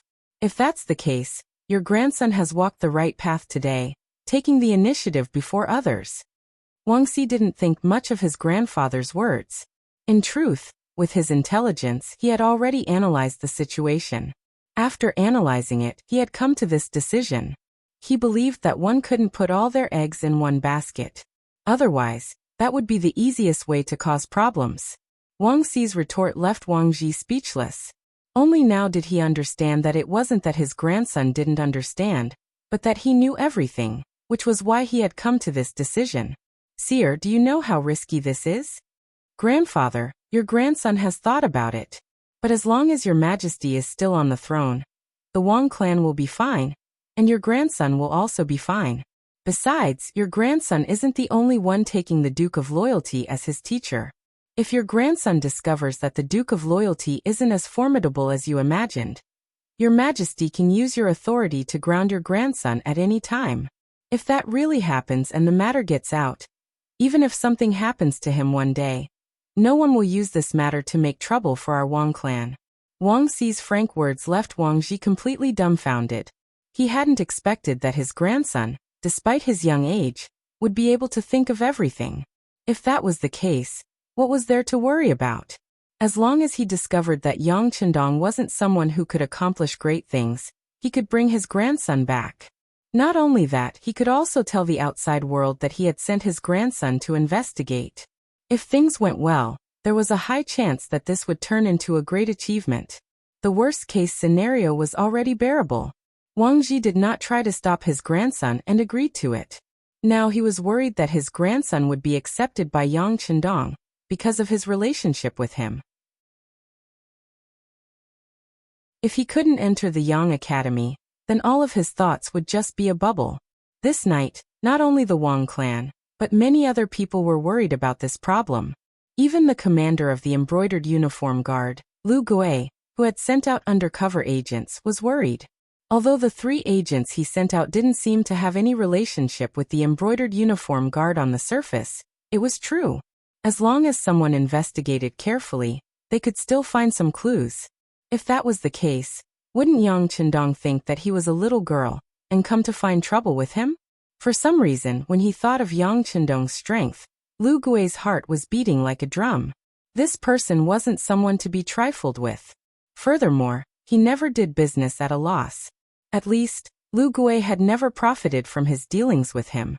Lu Gui was still thinking about how to scheme against Yang Qindong. However, he didn't know that he had already been schemed against by someone else. In the prison of the Embroidered Uniform Guard, the former Qianhu of the Embroidered Uniform Guard, Tang Tong, was sitting on a bamboo mat with a depressed expression. Although it was called a bamboo mat, it was already in tatters. There was only a thin layer of it left. At this moment it was freezing outside, and the imperial prison was also very cold. However, even in such an environment, Tang Tong didn't dare to raise any objections. As a former Qianhu, he knew the rules too well. Many times if you didn't speak or make a sound, you might suffer less because you were forgotten. However, if you insisted on standing up, these jailers wouldn't care about your previous position when they beat you up. He hugged his knees and sat on the ground. His eyes were listless and spiritless. Even when he heard the approaching footsteps, he didn't raise his head. It's time to eat. It was the jailer who gave out the food. When he walked past Tang Tong's room, a slightly moldy and black steamed bun was thrown out and rolled to his feet. This was Tang Tong's dinner. If it was outside other than a beggar, it would probably be very difficult to attract anyone's attention. However, in the imperial prison, it was a good thing that could save lives and keep them alive. He was indeed a little hungry, but this black steamed bun really couldn't arouse his appetite. At this moment he couldn't help but hate his choice. Why did he believe that Jining had to stay in the capital? If he had made another choice at that time and followed Chao Jixiang to Nanjing, perhaps it would have been a different scene. He sighed in his heart and reached out to take the black steamed bun. Then he put it into his mouth with a hopeless expression. After taking a bite, the gloomy Tang Tong was still regretting his choice. However, after chewing a few times, his expression suddenly froze. Subsequently, his eyes widened as he vigilantly scanned his surroundings. When he saw that no one was paying attention to him, he carefully spat out the steamed bun that he had swallowed into his hands. Then he saw a small piece of paper that was sandwiched between his hands. There was actually a piece of paper in his steamed bun. From the looks of it, there seemed to be writing on it. Tang Tong's heart thumped. He didn't believe that this was caused by the chef's carelessness. His intuition told him that someone must be sending him a message. But who could send him a message? He was now almost a cripple. Who would think of him? And who would have such great ability to avoid the jailers and bribe them to send him a message? How much power did this person have? With all kinds of questions, Tang Tong carefully opened the paper in his hand. Immediately, 3 lines of small words entered his eyes. At this moment, his breathing began to quicken, and soon his eyes were filled with tears. Duke of Loyalty, it's actually the Duke of Loyalty. Yes, only he would be willing to use silver. He also has so much silver to do whatever he wants in the imperial prison. Thinking so in his heart, he quickly digested the contents of the paper. Not long after, his face began to change greatly. Then his expression slowly calmed down. After a while, his heartbeat calmed down and his emotions calmed down. Tang Tong put the paper back into his mouth and swallowed it. Then he stood up and held the iron cage with both hands and shouted outside. Come, I want to see Jiqian. I have something important to report. Today was the day of the Yang Family Academy's enrollment. In the morning, there were many people gathered outside the Yang family manor. Although it couldn't compare to the Xiucai, High Scholar and Jinsher. But for many people, if they could enter the Yang Family Academy, it would be a fresh start in their lives. When most people had gathered and the sun slowly rose, a group of people walked out of the Yang family manor. They held a list written in red words in their hands. Under everyone's gaze, they pasted it horizontally at the entrance of the Yang Family Academy. A total of 100 names appeared in front of everyone's eyes. When the list was posted, it immediately attracted many people to rush over and look up at the bottom of the list. There was only a 1/5 acceptance rate, and it was the early acceptance rate. Naturally, most people left with a face full of disappointment. But at the same time, there were some people who were excited. They had been chosen. In the eyes of these people, there were some who were excited, and some who were even arrogant and condescending.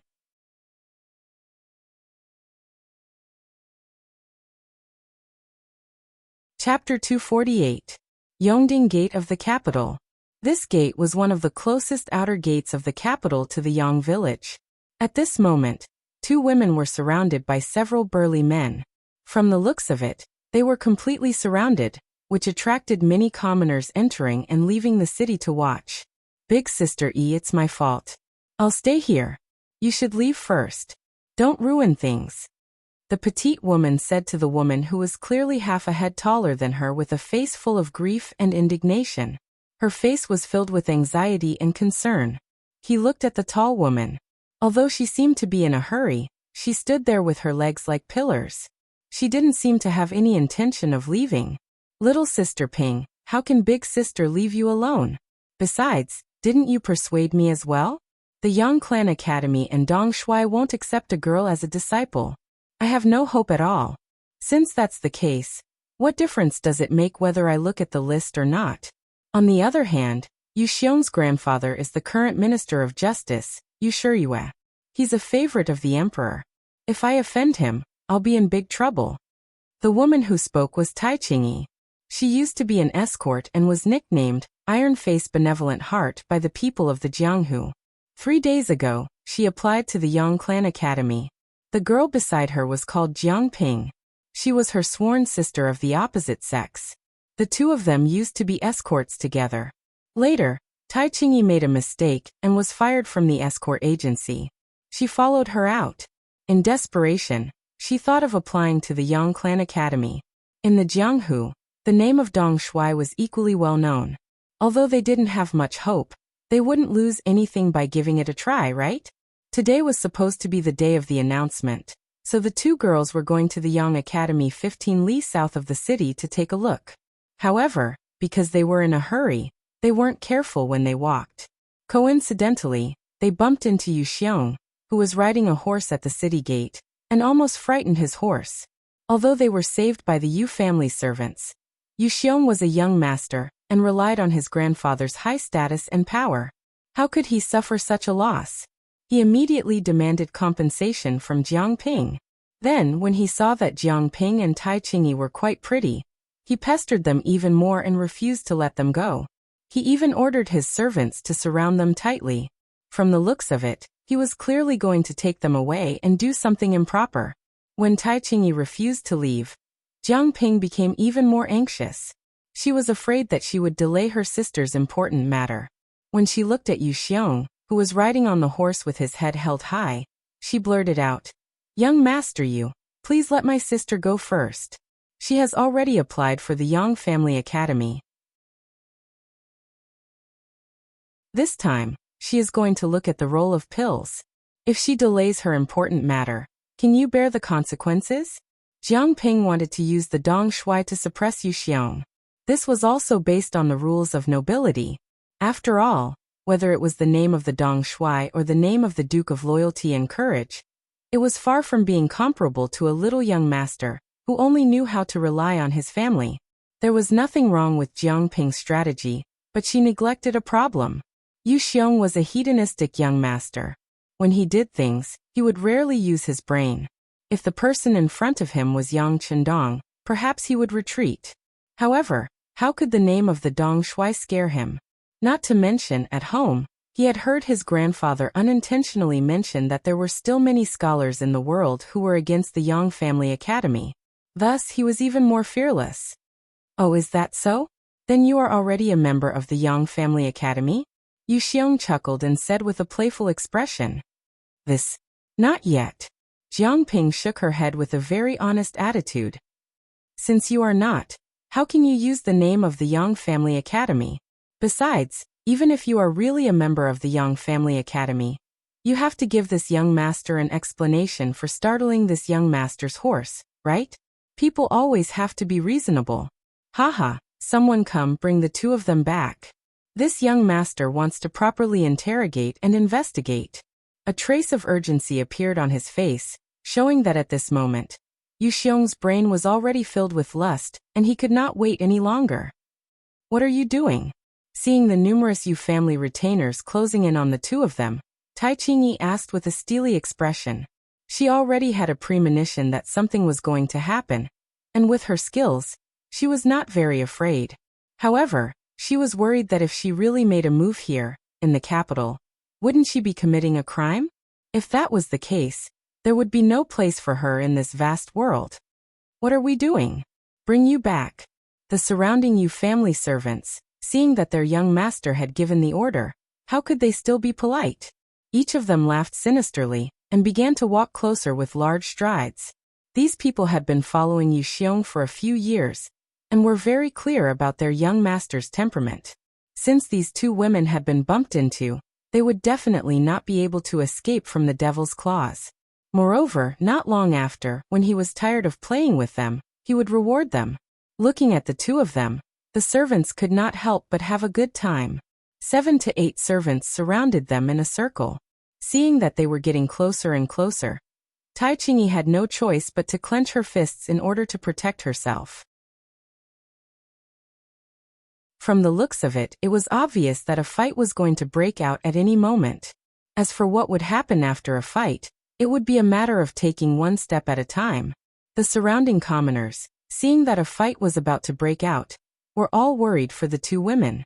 However, their words carried little weight, so they did not dare to act rashly. Otherwise, not only would they not be able to save the two women, they might even get themselves into trouble. However, even if some people were afraid, there were still some who were not. Seeing that the burly servants were about to surround the two women and capture them like eagles catching chicks, a shout came from outside the crowd. Stop. As the voice fell, it attracted the attention of the commoners in the crowd. Then, a man dressed in brocade strode over under the protection of two servants. As he walked, the middle-aged man said with a face full of anger, "In broad daylight, the world is clear and bright, and in the capital, what are you people trying to do? Even if you have broken the law, the yamen will judge. It's not up to you to privately punish, is it?" The man's face was full of righteousness, and his words were reasonable. The servants actually forgot to take action and looked at each other. They were clearly shocked by the man's imposing manner. "Who are you?" Yu Xiong said with an unhappy expression. Just as the prey was about to fall into his hands, a troublemaker suddenly appeared. No one would be in a good mood. "And who are you?" In the face of Yu Xiong's arrogant question, the righteous man smiled. His name, Yang Yang, had spread throughout the capital, and there weren't many people who didn't know his name. It was no wonder he had a playful smile on his face when he ran into a hothead who didn't know his identity. As Yang Chendong's fourth brother, his influence had recently flourished. Anyone who knew his identity, which one of them didn't give him enough face? He had face in front of outsiders, and he could enter and leave the immortal abode whenever he wanted. After eating and drinking to his heart's content, he only needed to say that he was going to pay the bill, and he could leave. How comfortable was this kind of life? All of this had been brought about by his sixth brother, and Yang Yang was very clear on this point. It was precisely because of this that he attached great importance to anything related to his sixth brother. When he found out that the Yang clan's academy was opening its enrollment today, he wanted to go and congratulate them. But he hadn't expected to run into such a situation at the city gates. Seeing that Yu Xiong was clearly bullying the weak, Yang Yang felt indignant in his heart. Thus, he shouted loudly and stepped forward. He originally thought that since he had only startled the horse and hadn't injured anyone, the other party would definitely give him face. But unexpectedly, the other party didn't recognize him, and he couldn't help but laugh heartily. This young master is surnamed Yang, the fourth young master of the Yang clan. You'd better remember this well.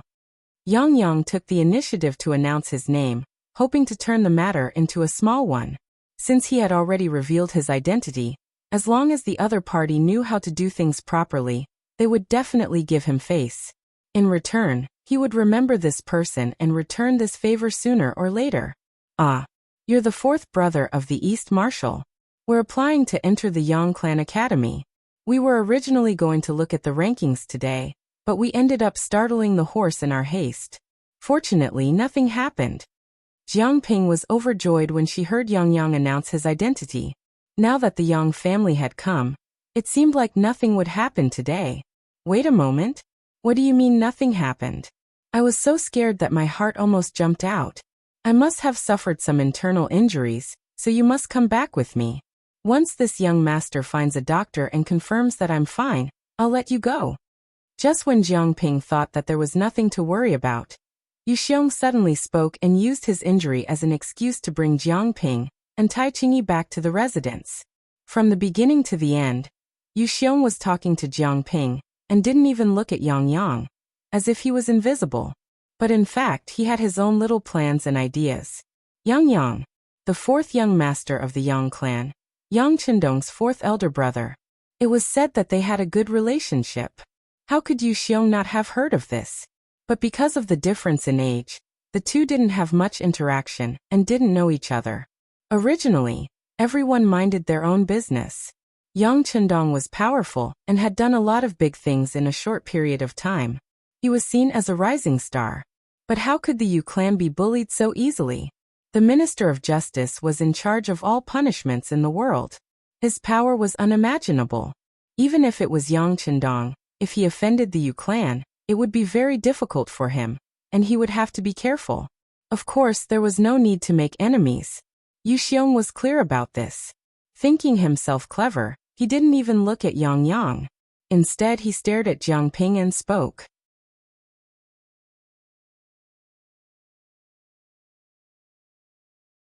Chapter 249. When Yang Yang heard from Jiang Ping that they had applied for his sixth brother's Yang Clan Academy, he felt relieved. Since this matter concerned his sixth brother, he had to get involved. However, when he raised his head and saw that Yu Xiong didn't even look at him, he immediately became angry. "Brat, this young master is talking to you. Did you hear me? This young master is Yu Xiong. I'm sure fourth young master has heard of me. Today's matter has nothing to do with you, so it's best if you don't interfere. Men, arrest these two women who tried to harm this young master, and bring them back for interrogation." Yu Xiong originally didn't want to talk to Yang Yang in order not to cause a conflict between the two clans. However, seeing that the other party didn't recognize him, he immediately revealed his identity, and advised him not to meddle in other people's business. Otherwise, he would only be losing face. Although Yu Xiong's words were ear-piercing to Yang Yang's ears, he felt somewhat helpless. He had naturally heard of Yu Xiong's name. After all, there were only a few high-ranking young masters in the capital. As long as one paid attention, they would know a little. As someone who had been in the capital for several decades, how could Yang Yang not know? Usually, everyone really had the idea of minding their own business. But if they really met face-to-face one day, they would just greet each other, and it would be over. This was because the Yu clan wasn't to be trifled with. However, he didn't ask about the other party's identity before stepping forward. Now that he knew the other party's identity, if this matter were to spread, wouldn't people think that he was a person who bullied the weak and feared the strong? More importantly, this matter involved the students of the Yang Clan Academy. Although he didn't know if they were accepted, it was related to his sixth brother. If he shrank back now, it wouldn't be easy for him to deal with his sixth brother. The Yu clan wasn't to be trifled with, but he couldn't ignore this matter either. Thus, Yang Yang was caught in a dilemma. More importantly, if he were to make a move now, he would be at a disadvantage since he only had two servants with him. If he were to be beaten up, even if he managed to regain his face later, it would still be a humiliating matter. Yang Yang was caught in a dilemma and didn't know whether to advance or retreat. For a moment, he didn't say anything. When Yu Xiong saw this, he was naturally overjoyed. Thinking that the other party was afraid of his identity, he became even bolder and shouted at his servants. "What are you waiting for? What are you waiting for?" Since their master had given the order, the 8 servants no longer held back. They surrounded the 2 women and stretched out their arms to grab them. "Sister, what should we do?" Jiang Ping saw that the other party had made a move. If she didn't retaliate, then her power would be tied up tightly. Then she really didn't know what her fate would be. "Let's do it. Let's fight first and talk later." A look of determination flashed across Tai Qingyi's face. She naturally knew what the consequences would be if she fought back. However, he had no other choice at this time. He couldn't just let the other party take action and allow himself to be captured. After Tai Qingyi finished speaking, she took half a step back and dodged a big hand in front of her. Then she punched the man's elbow. The strong and precise force made the servant cry out in pain and retreat. He is actually a martial artist. When the others saw Tai Chingyi's counterattack, they couldn't help but applaud. The commoners, who originally thought that things were not going well, were already prepared to complain about the two women's miserable fate. However, they didn't expect that the two women's skills were good, and their counterattack was so sharp. This counterattack also fell into Yang Yang's eyes. His originally gloomy expression became much livelier in an instant. Good job. As long as the two of you can rush out, I will wait for you in front and go with you to the Yang family manor to clarify things. Yang only brought 2 servants, afraid that they would be a burden to Tai Chingyi. After saying this, he turned and walked towards the city gate of Yongding City. Originally, they didn't know what the result would be after fighting, but Yang Yang's words pointed them in the right direction. At this moment, the two women didn't hesitate, and used both their hands and feet to dodge the Yu family's servants who came rushing over. Tai Chingyi's skills were good. Otherwise, she wouldn't have been chosen by Yang Chendong among the 500 people. It wasn't a problem to deal with 8 boorish men who relied on their status and background. With the help of her sister, Jiang Ping, after just a few dozen moves, the 8 Yu family's servants fell to the ground and wailed in pain. Yu Xiong was also frightened and retreated, hiding in the crowd. No one came to stop them. Tai Chingyi shouted to Jiang Ping, "Let's go quickly." The two of them quickly disappeared from the city gate. From the beginning to the end, the people from the warden's office of the 5 cities didn't appear. That was because they knew that Yu Xiong was about to do something bad. They were afraid that their appearance would delay his good deed. So of course, they would hide as far as possible. Unexpectedly, in the end, it helped Tai Chingyi and Jiang Ping. When Yu Xiong saw that his servants were beaten to the ground, he was afraid that the two women would take revenge on him. Naturally, he rode his horse and hid far away. After seeing the two women escape, he returned to his original arrogant appearance and shouted loudly, "Where are the soldiers? Is no one coming to deal with the beating?" Outside the city, Yang had only just arrived when Tai Chingyi and Jiang Ping rushed over from afar. Looking at the two girls, he couldn't help but exclaim in admiration, "Good skills. Fourth brother is a person who loves talents. I'm sure that after knowing how powerful you are, he will accept you as a student of the academy. How about this? Follow me first." Yang Family Village. At the gate of the Yang Family Academy, some people were happy and some were sad. But no matter what kind of mood they had, the facts couldn't be changed. Many people left in disappointment, while some happily took things that could prove their identity and stepped into the academy. Last time, they only came to the outer courtyard of the academy. There, they were stunned by the 2 pressure wells that they had never seen before. But when they entered the inner courtyard of the academy, the spacious school building made of cement and the classrooms with expensive glass windows appeared in front of them. Especially the row of neatly arranged dormitories. It was said that they were specially prepared for students. There was even a canteen for eating, a laundry room for washing clothes, and some cold fitness equipment that they had never seen before. But at this moment, they felt so warm and considerate. After entering the inner courtyard of the Yang Family Academy, the words moral intelligence, physique, beauty and work, and science and technology is the #1 productivity, were sprayed on the walls, giving people a feeling of vitality and freshness. Everyone only knew a little about these phrases that they had never heard of before, but they could vaguely understand them. Everyone couldn't help but feel a sense of longing for the future. Inside the academy, there were already people in charge of receiving people.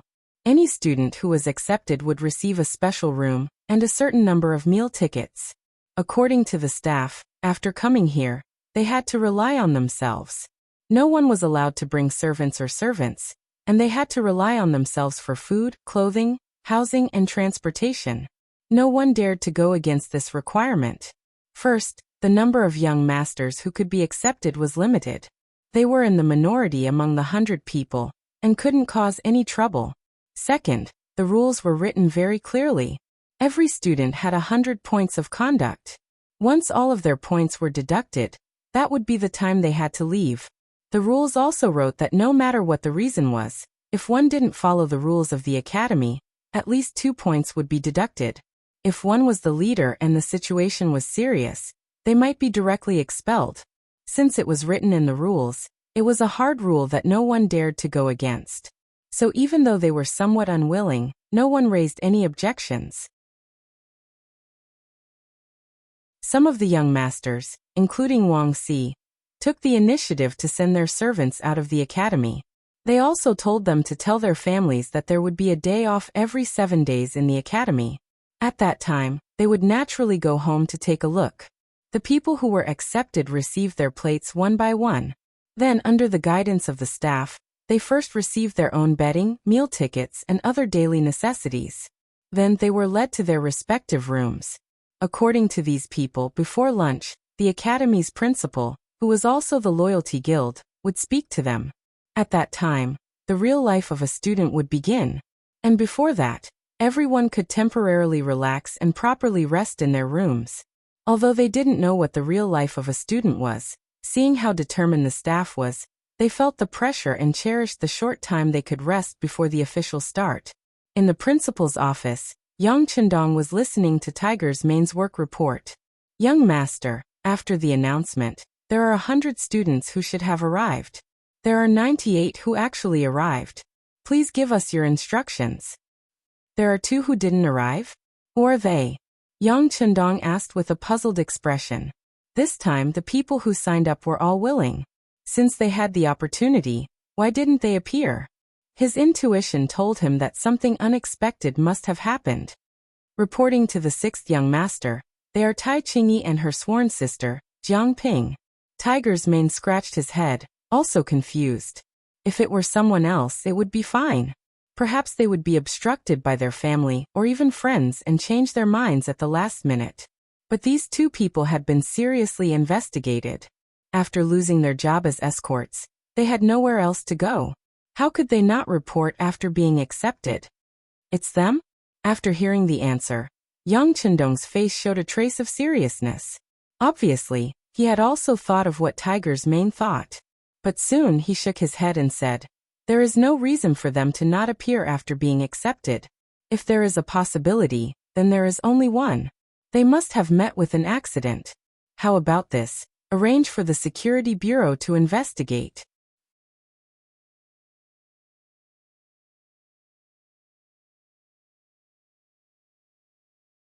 Chapter 250. As soon as Yang Chendong finished speaking, Beta Persei's rough voice came from outside the door. Young Master Yang Xi is here. He said he has something urgent to report. Let him in. After Yang Chendong nodded, the door was pushed open from the outside. Yang Xi, wearing a pure cotton robe, walked in. Young Master 4th Master is here. He also brought 2 girls with him. Behind them are some soldiers from the warden's office. What's going on? Hu Meng saw that Yang Xi's words were a little out of place, so as their leader he asked, what do you think? Shaking his head, Yang Xi also had a puzzled look on his face. Obviously, he also did not understand what was going on. Yang Chendong, on the other hand, had already stood up and said, whether it's a blessing or a curse, we'll deal with it accordingly. How about this? Immediately gather all the students. This young master will use this matter to teach everyone a lesson. With Yang Chendong's instructions, soon a sharp whistle sounded. Soon, the 98 students who had entered the room hurriedly rushed out. They were familiarizing themselves with the rules of the academy, and one of them was to obey orders and follow instructions. One of the instructions was that everyone had to gather when the whistle sounded. No matter what you were doing, whether it was sleeping, eating, or urinating, you had to stop and gather. Otherwise, depending on the severity of the situation, you would be deducted more than 2 to 10 points. There was a total of 100 points, and no one wanted to be deducted just like that. Therefore, after hearing the whistle, whether it was the ordinary people or the young master, they all rushed out of the room at the first moment. The 98 people stood in a row according to their positions from the first to the last. Just as they were seated, Yang Chendong, wearing a green cotton robe, appeared in front of everyone under the protection of Tiger's Mane and Beta Persei. All right, since you're all here, follow me out to watch the fun. As a student of the Yang Academy, the first thing they had to have was courage. In the future, Yang Chendong would have many examples to prove their courage. With Yang Chendong as the leader and the other students as support, a group of more than 100 people walked out of the Yang Academy. When they arrived at the gate, they saw Yang Chendong, 2 servants, Tai Qingyi, and Jiang Ping confronting dozens of soldiers from the 5 cities warden's office.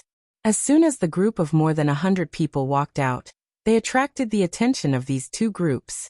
When he saw that the leader was the Duke of Loyalty, Yang Chendong, Yang Yang's originally tense face relaxed a lot. 6th brother, I'm here. 4th brother. Seeing Yang Yang waving his hand at him, Yang Chendong, who originally had a confident face, had a hint of warmth in his eyes. Those who knew him knew that he would only show such a kind look to his family and the people he cared about. 6th brother, I'm afraid I've caused you trouble this time. Yang Chendong's eyes flashed with self-blame as he watched Yang Chendong walk closer and closer. 4th brother, you don't have to say that. You and I are brothers. Your business is naturally my business. What's going on? Yang Chendong said as he casually glanced at the soldiers of the 5 cities warden's office. With just a glance, the dozens of soldiers on the opposite side quickly lowered their heads. After the 2 consecutive defeats against Tile, there was no one who didn't know about Yang Chendong. There was no one who didn't know about the military god. It was because of the war god's existence that not only did they not suffer any casualties, but they also made a lot of military achievements and gained a lot of benefits. Some of the soldiers' living conditions improved by more than a level, and all of this was thanks to Yang Chendong. For this reason, many soldiers' families also quietly set up a longevity memorial arch for Yang Chendong in order to express their gratitude in their hearts. But now they wanted to cause trouble for him. It was no wonder these people didn't dare to look Yang Chendong in the eye. These people lowered their heads, and Yang Chendong withdrew his cold gaze. He then looked at Yang Yang and said, 4th brother, what's going on? Why are they following you? Sai, let the 2 of them explain. Yang Yang didn't know how to explain it, so he left it to Leng Qingyi and Jiang Ping. Yang Chendong had already noticed the 2 of them, but the difference in status was too great, so he didn't say anything. Now that his 4th brother pointed out the 2 of them, he used the momentum to look at them and said with an encouraging gaze, Speak, what's going on? Greetings, Dong Shuai. Tai Qingyi and Jiang Ping were excited to see their idol standing in front of them, so they bowed and greeted him. Then Jiang Ping, who was more eloquent, explained the whole sequence of events to him. When Tiger's Mane heard that the matter involved Yu Xiong, the grandson of the Minister of Justice, Yu Shuriwe, he signaled to one of his subordinates behind him, and the subordinate quickly disappeared. Soon, a note was brought over, and Tiger's Mane handed it to Yang Chendong. The note recorded some things about Yu Xiong, but because he wasn't a big shot, the record wasn't very detailed. There were only a few words. Yu Xiong, the 3rd of the brothers. Characteristics. There's nothing he doesn't know about eating, drinking, and having fun. He often deceives others. Once, in order to get a woman, he forced her husband to write a divorce letter and escape far away from home to protect himself. When he saw this, Yang Chendong's eyes flashed with coldness. Tell everyone to find the person. Understood. Tiger's Mane had enough chemistry with Yang Chendong, so he naturally knew who he was referring to. At this moment, Jiang Ping also explained the cause and effect of the matter. Then, she and Tai Qingyi looked at Yang Chendong. Although they didn't say anything, they knew very well that if Dong Shuai didn't care about them, they would be taken away by the 5 cities warden's office for punishment. In fact, it wasn't just Tai Qingyi. 4th brother Yang Chendong and the 98 new students of the Yang Academy were all looking at Yang Chendong, the dean of their academy. When Jiang Ping explained the cause and effect of the matter, they heard everything clearly, so they were naturally angry at Yu Xiong's actions. He just accidentally startled the horse and didn't cause any harm. Either he compensate you with some silver, or he apologize in front of everyone and admit his mistake. Why did he have to take people away and do such a beastly thing? This was really going too far. Especially some of the students who were originally from poor families, they had encountered such things in the past. Through this matter, it was as if he had seen himself in the past. Naturally, he felt like he had a common enemy. Sensing the rising anger around him, Yang Chendong calmly turned around and looked at everyone, including Tai Qingyi and the other 2 women. he said. I originally planned to gather everyone for a talk before lunch. Since there is such an opportunity, I will tell you in advance. The matter involved the Young Academy, so all the students naturally put up their earphones. This was the first time they heard the dean speak, so of course they were very careful. Seeing that everyone was so serious, Yang Chendong nodded with satisfaction. He appreciated such an attitude. Since that was the case, he wouldn't be stingy with his words. Very good. Since everyone is able to enter the Young Family Academy, it proves that everyone has a kind of fate. Although I can't guarantee that everyone will become the first batch of students of the academy, I will teach you with all my heart as long as you are here. The first lesson I will teach you today is the word righteousness. What is righteousness? It refers to the atmosphere of righteousness and spreading positive energy. Righteousness is a type of positive energy that is reflected in the righteousness of people. Righteousness is to walk the right path. It is to be filled with positive, righteous atmosphere. With a powerful voice, Yang Chendong continued, people who live between heaven and earth must be indomitable and have righteousness in their bodies. Only then, no matter what situation you are in, can you hold your head high and be respected by others. As long as you have righteousness in your heart, you can do things with a clear conscience. Only then can you face any difficulties and problems and solve them. Today Tai Qingyi and Jiang Ping only walked a little too fast because they were anxious and didn't hurt anyone. This was originally a trivial matter, but some people always thought that they were a cut above others, always thinking that they could do whatever they wanted. Thus, they took the opportunity to create trouble, wanting to use extreme means to achieve extreme goals. This is the embodiment of not having righteousness.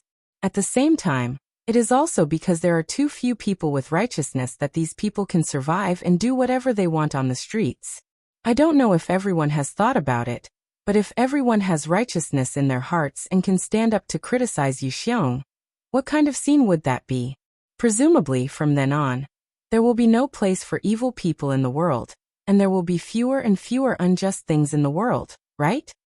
Therefore, in the first lesson, I will talk about the understanding of righteousness and the use of righteousness. At the same time, I will ask everyone to have righteousness. Not only must you have righteousness, but you must spread it to others. One day, when everyone has righteousness, then the world will be peaceful and the people will be prosperous. I look forward to the arrival of that day. Good. As soon as Yang Chendong finished his words, the crowd, led by Wang Si, began to cheer loudly. Waves of warm applause followed. Seeing that everyone agreed with his point of view, Yang Chendong smiled at everyone in satisfaction. Then he turned to Tai Qingyi and Jiang Ping. The two of you have been accepted by the Yang Academy. Your names are on the list. Now please enter the academy to collect your things and understand the relevant rules.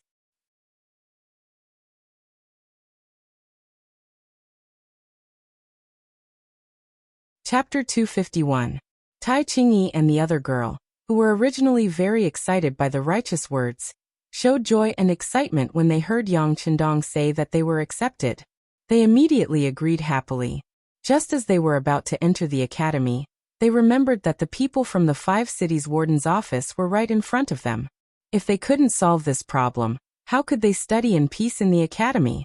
Noticing that the two girls' footsteps were a little hesitant, Yang Chendong nodded lightly. These two had not been blinded by the joy in front of them, so it could be seen that they were still very rational. After his good impression of the two girls improved a little, Yang Chendong suddenly turned to the soldiers of the 5 cities warden's office 30 steps away and said, I presume you all know this Duke? Yes, we greet the Duke of Loyalty and Courage. After being asked by Yang Chendong, these people did not dare to pretend to be deaf and mute. They immediately lowered their heads and said respectfully, Very good, since you know this Duke, you can go back. If Yu Xiong asks, just say that the two of them are students of the Yang Academy. If you want to talk about it, just talk to this Duke. Of course, if you want to catch people, you can catch this Duke first, understand? The more he spoke, the more serious Yang Chendong's expression became. This seriousness also caused the expressions of the soldiers of the 5 cities warden's office to change greatly. They repeatedly said that they did not dare, and then turned to leave very decisively. What kind of joke was this? If they wanted to catch people, they would first catch Yang Chendong. Even if they had the courage, they would not dare to do this. If they really did it, not to mention whether they could do it or not, when they really returned home, their wives would not let them go. Their consciences would not be able to live with themselves. The soldiers of the 5 cities warden's office left because of Yang Chendong's words. They left so happily without a trace of reluctance. This made all the students very excited after seeing this. This was their dean. He had righteousness in his heart, and was not afraid of any powerful people. They did not know when they would be able to be like this, facing all difficulties with one word, and solving them with one word. A crisis was thus resolved. The 100 students all returned to their positions, and walked towards the Yang Clan Academy. Yang Chendong came to Yang Chendong's side and asked with concern, "Sixth brother, will there be any trouble?" "What kind of trouble? We weren't in the wrong to begin with. It was all that Yu Xiong's fault. It was just a child's mischief. It wasn't a big deal. This time, I really have to thank fourth brother. If you hadn't appeared in time, I'm afraid that things would have gotten out of hand. At that time, it would have been much more troublesome to solve." "Hee, why don't we enter the courtyard and have a drink together?" Yang Chendong chuckled, hearing that not only was there no mistake, but there was also merit. Yang Yang's high-hanging heart could finally settle down. Good. It's rare for sixth brother to be so considerate. Fourth brother will drink with you. Hee, let me try your delicious food. Yang Yang's heart was clear. Everyone said that all the delicacies in the world were in the immortal abode. Actually, that was not the case. The delicacies of the Yang family manor were the ones that were on a whole new level. At that moment, the two brothers chatted and laughed as they walked towards the inner courtyard of the Yang family manor. Just as they arrived at the entrance, a beautiful girl blocked their path. "Dong Shuai, I also want to enter the Yang Clan Academy to study." The person who came was Junko. She had just witnessed everything that happened at the entrance of the academy and heard Yang Chendong's understanding of the word morality. While she was excited, she also believed that the academy must be a very mysterious place. She would definitely be able to learn a lot there. Therefore, she decided to recommend herself and asked to enter the academy as a student. In order to achieve this goal, Junko was prepared to be rejected. She used her seemingly weak body to block in front of Yang Chendong. She looked as if she would not let him pass if he did not agree. In the entire Yang family manor, there were not many people who dared to do this. Other than the few matriarchs, no one else would do this. Otherwise, the consequences would definitely make you regret it for the rest of your life. Junko was a beautiful girl. Perhaps this was her advantage. She used her body to block in front of Yang Chendong. She had no intention of letting him pass. "Cough, sixth brother, I will go in first. I can already smell the wine, ha ha ha," Yang Chendong said tactfully.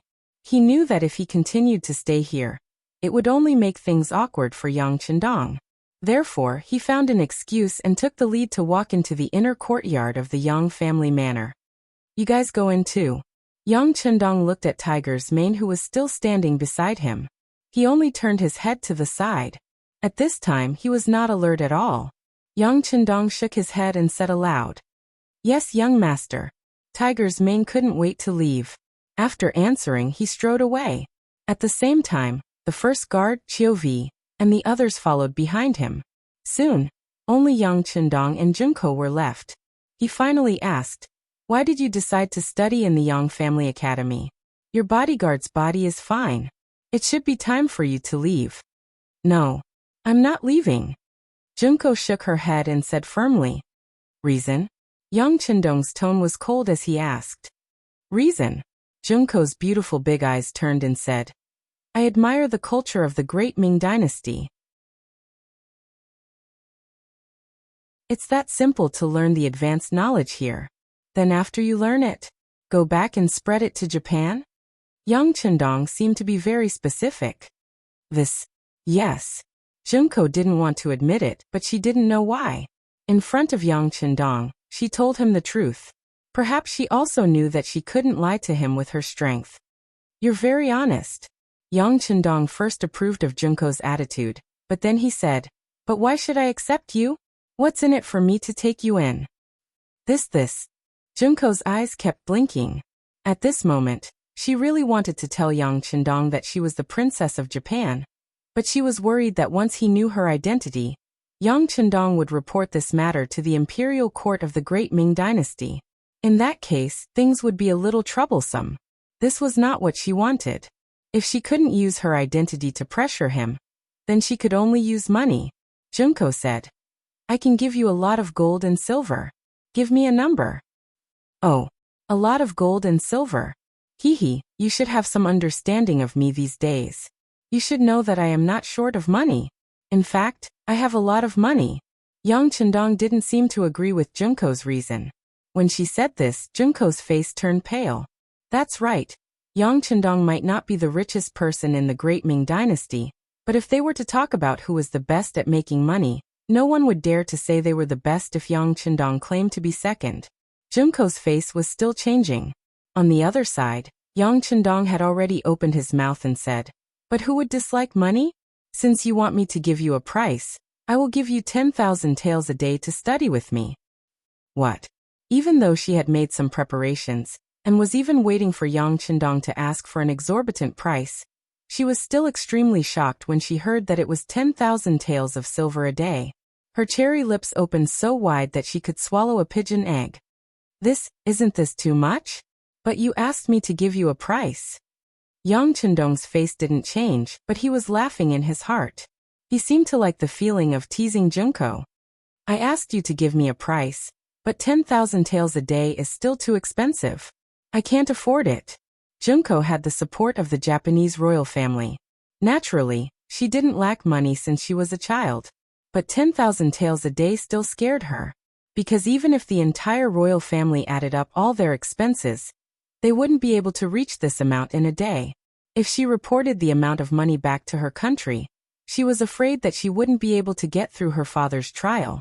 Seeing Junko being so honest and saying that she couldn't afford it, Yang Chendong had to shake his head and said, "Then there is no other way. You asked me to give you a price, but you can't afford it. You might as well not go to the academy to study." After saying that, Yang Chendong was about to leave, but Junko still stood in front of him, blocking his way. "So 1,000 taels a day, this is already the limit I can pay." As if she had made up her mind, Junko said these words with great effort, and her face was extremely serious. 1,000 taels a day, in a month, it would be more than 30,000 taels.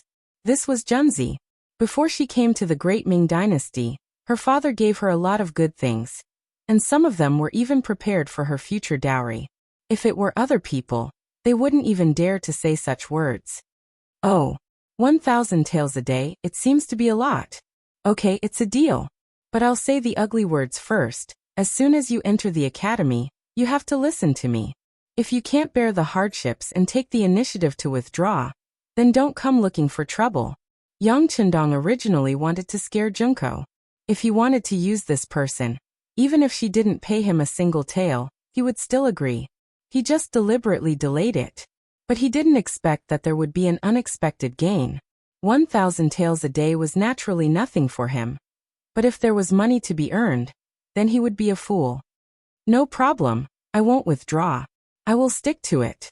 Thank you, Dong Shuai." Finally getting what she wanted, Junko's face was full of joy. She then turned around and walked away happily. She even seemed to be humming a famous Japanese song. Yang Chendong was a capable person, and a very capable one at that. If such a person could be used by the emperor, he would definitely become the most powerful arm. At this moment, if he stayed here, it meant that he had more opportunities to come into contact with Yang Chendong, and the possibility of recruiting him for his own use would naturally increase. Although Yang Chendong was already the loyal duke, and the hope was not great, at least there was hope, right?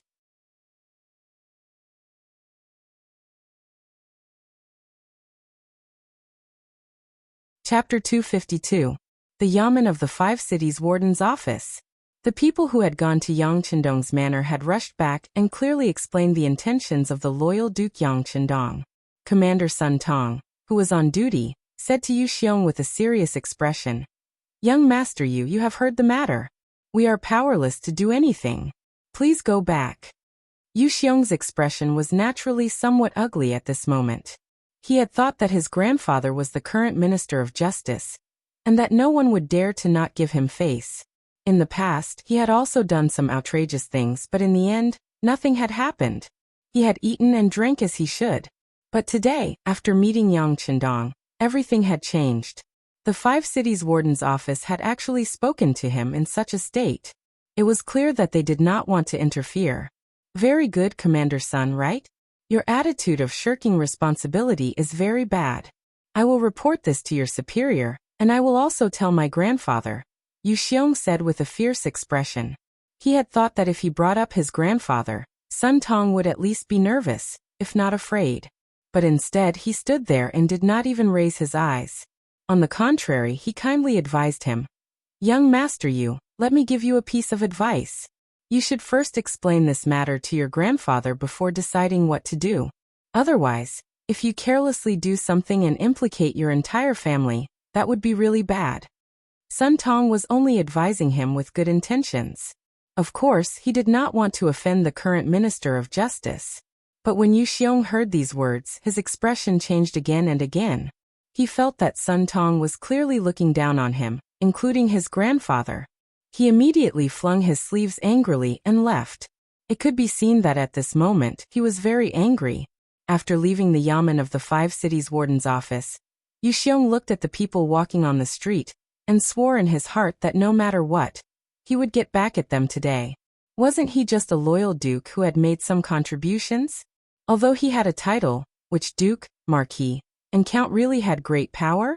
In the end, didn't the important officials control everything in the imperial court? Back then, no matter how awe-inspiring Zhang Fu was, in the end, didn't he still have to tuck his tail between his legs and behave himself? This Yang Chendong had become a duke at such a young age, yet he didn't want to restrain himself. Instead, he wanted to go against him, so he had to let him know how powerful he was. He thought about how he had many friends in the capital, and he was also quite open-minded and had made friends with people from all walks of life. It shouldn't be a problem for him to teach Yang Chendong a lesson. At this moment, Yu Xiong wanted to kill. Although he did not say that he wanted to kill Yang Chendong, he decided to teach him a lesson and let him know who he could not afford to provoke. But he didn't even think about it. How could someone who could reach this position at the age of 20 be so easy to get along with? Was it appropriate to treat such an opponent as an ordinary playboy? Would it work? Yu Xiong quickly left the Five Cities Warden's office and appeared on a bustling street. Here he found a big gangster named Lu San. Black and white had existed in all eras. The only difference was which side was more powerful. Lu San was one of the representatives of black. This man had lived in the capital since he was a child, and because he was ruthless and brave enough to only recognize money and not people, he had managed to carve out a small world for himself, becoming a character in the nearby streets.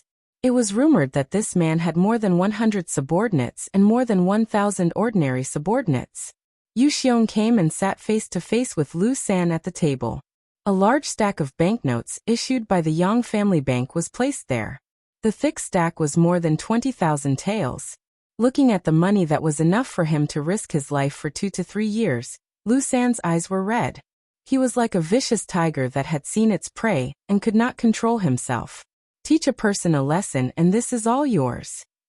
Seeing Lu San's drooling appearance, Yu Xiong was much more confident. Okay, please tell me who it is. Money makes the world go round. At this moment, Lu San had a very good explanation. For money, he could even kill his own parents, not to mention dealing with an outsider. East Marshal Yang Chendong. Yu Xiong said his name. The moment Yu Xiong announced his name, Lu San's face twitched violently. He thought that if a high-ranking young master like Yu Xiong was willing to take out so much money for him, it would not be simple. The person he had to deal with would also not be a nameless pawn. But he did not expect it to be the East Marshal.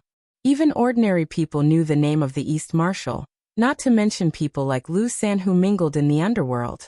There was even a period of time when he thought of relying on this loyal duke. But later, he was afraid of losing his freedom and gave up on this idea. Now that Yu Xiong said that he wanted to deal with this person, his expression changed greatly. But when he saw the banknotes on the table, he made a decision. As the saying goes, how can one catch a tiger cub without entering the tiger's den? If he wanted to earn money, he had to take risks, especially for people like him who were in the underworld. Young Master Yu, the East Marshal hides in the Yang clan manor every day. It won't be easy to deal with him. From what I know, even the embroidered uniform guards were unable to gain anything from the Yang clan manor. I'm afraid that you don't have to deal with Yang Chendong. You can deal with the people important to him as well. You just have to teach him a lesson. Yu Xiong had thought about it a long time ago. The success rate of causing trouble for the Yang clan manor was too low. Even 20,000 silver wouldn't be enough. It was better to deal with the people close to him, such as the managers of the Immortal Abode, Realm Beyond Heaven, and the Yang clan bank. Because of their work, they had to appear in the capital every day. It should be easy to cause trouble for them. Alright, it's a deal. Lu San was relieved when he heard that he didn't have to deal with Yang Chendong, but the people close to him as well. If that was the case, there would be too many people to deal with, and the money would be even easier to get. Yu Xiong left. After leaving behind the money, he confidently left. Lu Sen called over a few of his trusted aides and told them about the deal he had just received. When his trusted aides heard that they wanted to deal with the East Marshal, they became rather nervous. It was clear that they had heard of this man before. But when they heard Lu San say that Yu Xiong was willing to take out 20,000 taels of silver, they immediately threw the danger to the back of their minds. These people were originally people who had their heads on their belts. As long as they were given enough money, other than the current emperor, they would dare to make a move on anyone. With the money to pave the way, they quickly reached an agreement. After much deliberation, they decided to target one of the managers of the Immortal Abode, Madame Shui. Madame Shui was Yang Chendong's third wife, and her status was not low. If something happened to her, Yang Chendong would definitely be heartbroken. If they could persuade her, they would have completed the mission Yu Xiong had set for them. Of course, there was an even more important reason for choosing this person. This person's beauty had made their hearts itch for a long time. If they could capture this person and satisfy their own needs, wouldn't that be killing two birds with one stone? As for how Yang Chendong would deal with them after they succeeded, if worse came to worst, they would just take the money and leave the capital. This wasn't the first time they had done something like this. Moreover, the true mastermind behind the scenes was Yu Xiong. Even if he wanted to make a move, the East Marshal should be dealing with this person. Why would he care about small fries like them? Lu San, who didn't understand Yang Chendong's temperament, believed himself to be a pile of dung, filthy and stinky. People like them, as long as they had some status, wouldn't have too many interactions with them. If something really happened, they would just be chased down by some officials on the surface. They had plenty of ways to deal with soldiers to ensure their own safety. Just like in the past, they had also done things to target nobles, but hadn't they still managed to survive until now? Treating Yang Chendong as an ordinary aristocrat was a mistake that Lu San and the others made in their understanding. What they didn't know was that there were some things that couldn't be done, or even thought about. Otherwise, the consequences would be far beyond what they could bear. Now that they had a common understanding, they began to make preparations. First, they would familiarize themselves with Madame Snow's route, and then they would find a suitable opportunity to strike. As Yang Chendong's third wife, Madame Snow was currently very busy. She was born as a singer, and she had a good singing voice, so she was like a fish in water in the Immortal Abode. Moreover, the world had been peaceful recently, and the Immortal Abode had flourished once more. It had reached a level of prosperity that was hard to come by. The play she and Madame Xiang had written about the war between the war god and the Walla had become even more popular. This success in her career only made Madame Snow love Yang Chendong even more. She would never forget who had given her all of this. For this reason, no matter how busy she was, she would always make a trip back to the Yang clan manor every 3 days just to see her beloved. It was yet another busy day. From the time the Immortal Abode opened in the morning until nightfall, There were no empty seats. Madame Snow also busied herself for the better part of the day. After dinner, she left everything to Madame Xiang. The two of them had long since reached an agreement that unless there was something important, they would return to the Yang clan manor in batches to spend the night. After explaining everything, Madame Snow entered a soft sedan chair. As soon as she entered, she was overcome by fatigue, and before she knew it, she had fallen asleep. The four people carrying the sedan chair were all Lung Feng. This was the result of Yang Chendong's cautious personality. Even though the world was at peace, and the Walla had not only retreated, but had also begun to trade with the Great Ming, Dai Zong was also busy training the new army. It seemed like no one would do anything to him, but Yang Chendong was still very protective of his wives. He was well aware that there were some things that he couldn't afford to make a mistake, because a single mistake would leave him with lifelong regret.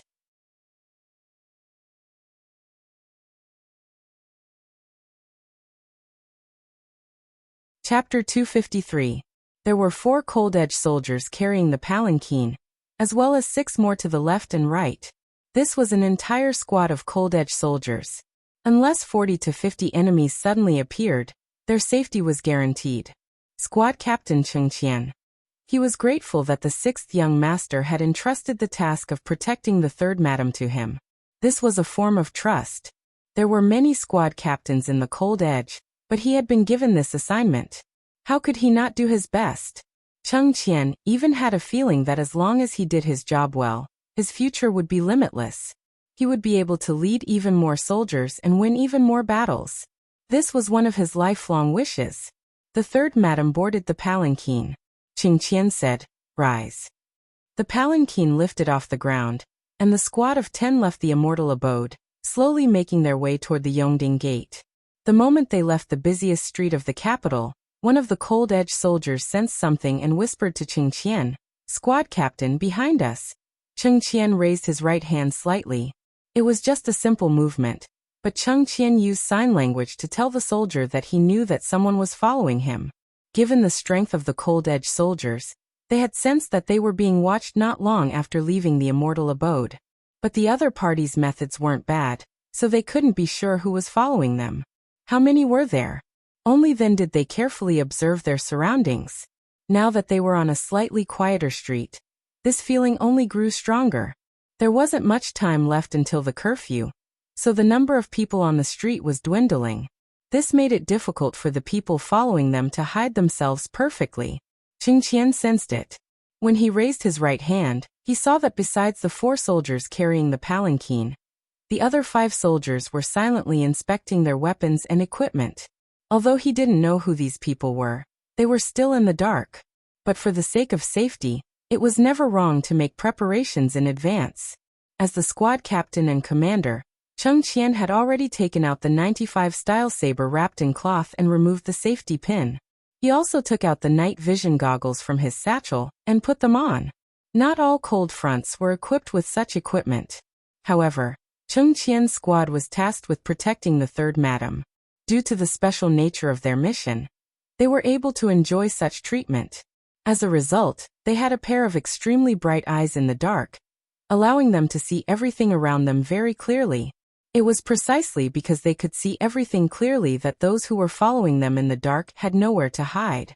When he noticed that there were 4 or 5 people following him, Cheng Qian's breathing quickened, and his heartbeat quickened. He couldn't tell if he was excited or worried. They were excited because there was a battle to fight. Their hands had been itching for a while. Now that someone had delivered themselves to their doorstep, of course they would go on a killing spree. What he was worried about was that the 3rd madam was in the sedan. If she lost even a strand of hair, he was afraid that it would be his fault. At that time, he would not have the face to face the 6th young master, and all his future would end today. Regardless of whether he was excited or nervous, after taking a few deep breaths, Cheng Qian calmed his racing heartbeat and tried his best to maintain his best condition. At this moment, not only Cheng Qian but even the soldiers under his command were quickly making adjustments. During a great battle, one's state of mind determined their success or failure. The more relaxed they were, the more they could unleash their strength to their normal level. or even to the extreme. This was proven during their training when they joined the cold front. While Cheng Qian and the 5 soldiers were making preparations before the battle, the 4 cold front members carrying the sedan were also searching for a safe spot. The so-called safe spot was the best place to ensure the third madam's safety. For such a place, it was best to be in a corner. The more hidden it was, the better it was. Generally, a blind spot could reduce the number of points of attack. The best blind spot was when there were 3 walls and only one side would be attacked. Currently, the 4 of them were constantly searching in the dark night. Finally, the 4 of them resonated at the entrance of a large mansion with the word Gao written on it. For such a large and wealthy family, the entrance of the mansion was very sturdy and wide. If they could hide here, the number of points of attack would be very small. After coming to a consensus, the 4 of them began to quicken their pace. Cheng Qian and the other 5 also protected them as they quickly moved toward the Gao mansion's entrance. Their sudden acceleration and abnormal behavior attracted the attention of the people who were secretly following them. This time, in order to hit the target with one strike, more than 20 people in the city were responsible for the follow-up work nearby. More than 30 people were lying in ambush on the only way to the Yang village outside the city. They had found the best place to fight. When there were open mountains all around, they believed that they could catch their target, Madame Snow. Whether it was because they had underestimated the enemy or because they were overconfident, after Lu San arranged everything, he took 2 of his trusted subordinates to a brothel and began to have fun. In his opinion, with such a delicate arrangement, Madame Snow would be captured easily. Perhaps it wouldn't be long before this fairy-like woman would appear beside his bed. Because of their carelessness, they did not go to the scene to give orders. When Cheng Qian and the others suddenly changed their behavior, more than 20 people in charge of this part of the city were dumbfounded. They did not understand how the enemy had discovered them. They also did not know what to do next. Should they take action, wait and see, or wait for an opportunity? While these people were still at a loss, Cheng Qian had already made the decision to fight back. He took the initiative to strike first to gain the upper hand. When the sedan came to the stone pillar beside the Gao mansion's entrance, the 4 Lungfeng who carried the sedan quickly took off the 95 style from their backs. Then they stood next to each other in the only blind spot where they could attack. They blocked the sedan as a human shield, just in case Madame Wei San was safe. When the 4 of them had finished all this, Cheng Qian had already given the order to shoot. However, the first shot was not aimed at the enemy, but at the lanterns hanging high in the street. Bang! In such a quiet night, the gunshot was so clear and soul-shaking. With one shot, a lantern hanging high in the sky fell to the ground, making the place dark. Bang bang bang! Gunshots rang out one after another. One after another, lanterns fell from the sky, causing the street that was originally visible to the naked eye to suddenly plunge into darkness. It really made people feel like they could not even see their own fingers in front of them. Under the gunshots, the sparse crowd on the street was immediately agitated.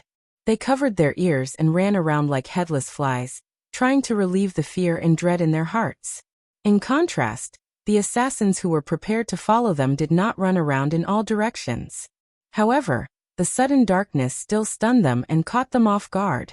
When their vision turned completely dark, their habit prevented them from regaining their vision in a short period of time. The only thing they could do was to stay put and wait for their retina to recover from the situation in front of them. However, it was at this moment that Cheng Qian and the others made their move. With the help of the advanced night vision goggles, they immediately locked onto the people who were following them. Then they slowed down their breathing and exhaled slowly. After testing the direction of the wind, they focused their eyes and placed the index finger of their right hand on the trigger. Then they gently moved it. Spinning bullets flew out from the barrel of the gun. While the assassins were still waiting for their vision to recover, the bronze bullets accurately drilled into their bodies. Under the powerful lethality and accurate shooting, many of the assassins did not even know what was going on. They were either shot between their eyebrows or had their hearts pierced, causing them to fall to the ground. In just 10 breaths, 7 or 8 assassins were killed by a single shot. There were also 4 or 5 who were unlucky enough to move their bodies because they heard the gunshots and were not killed by a single shot.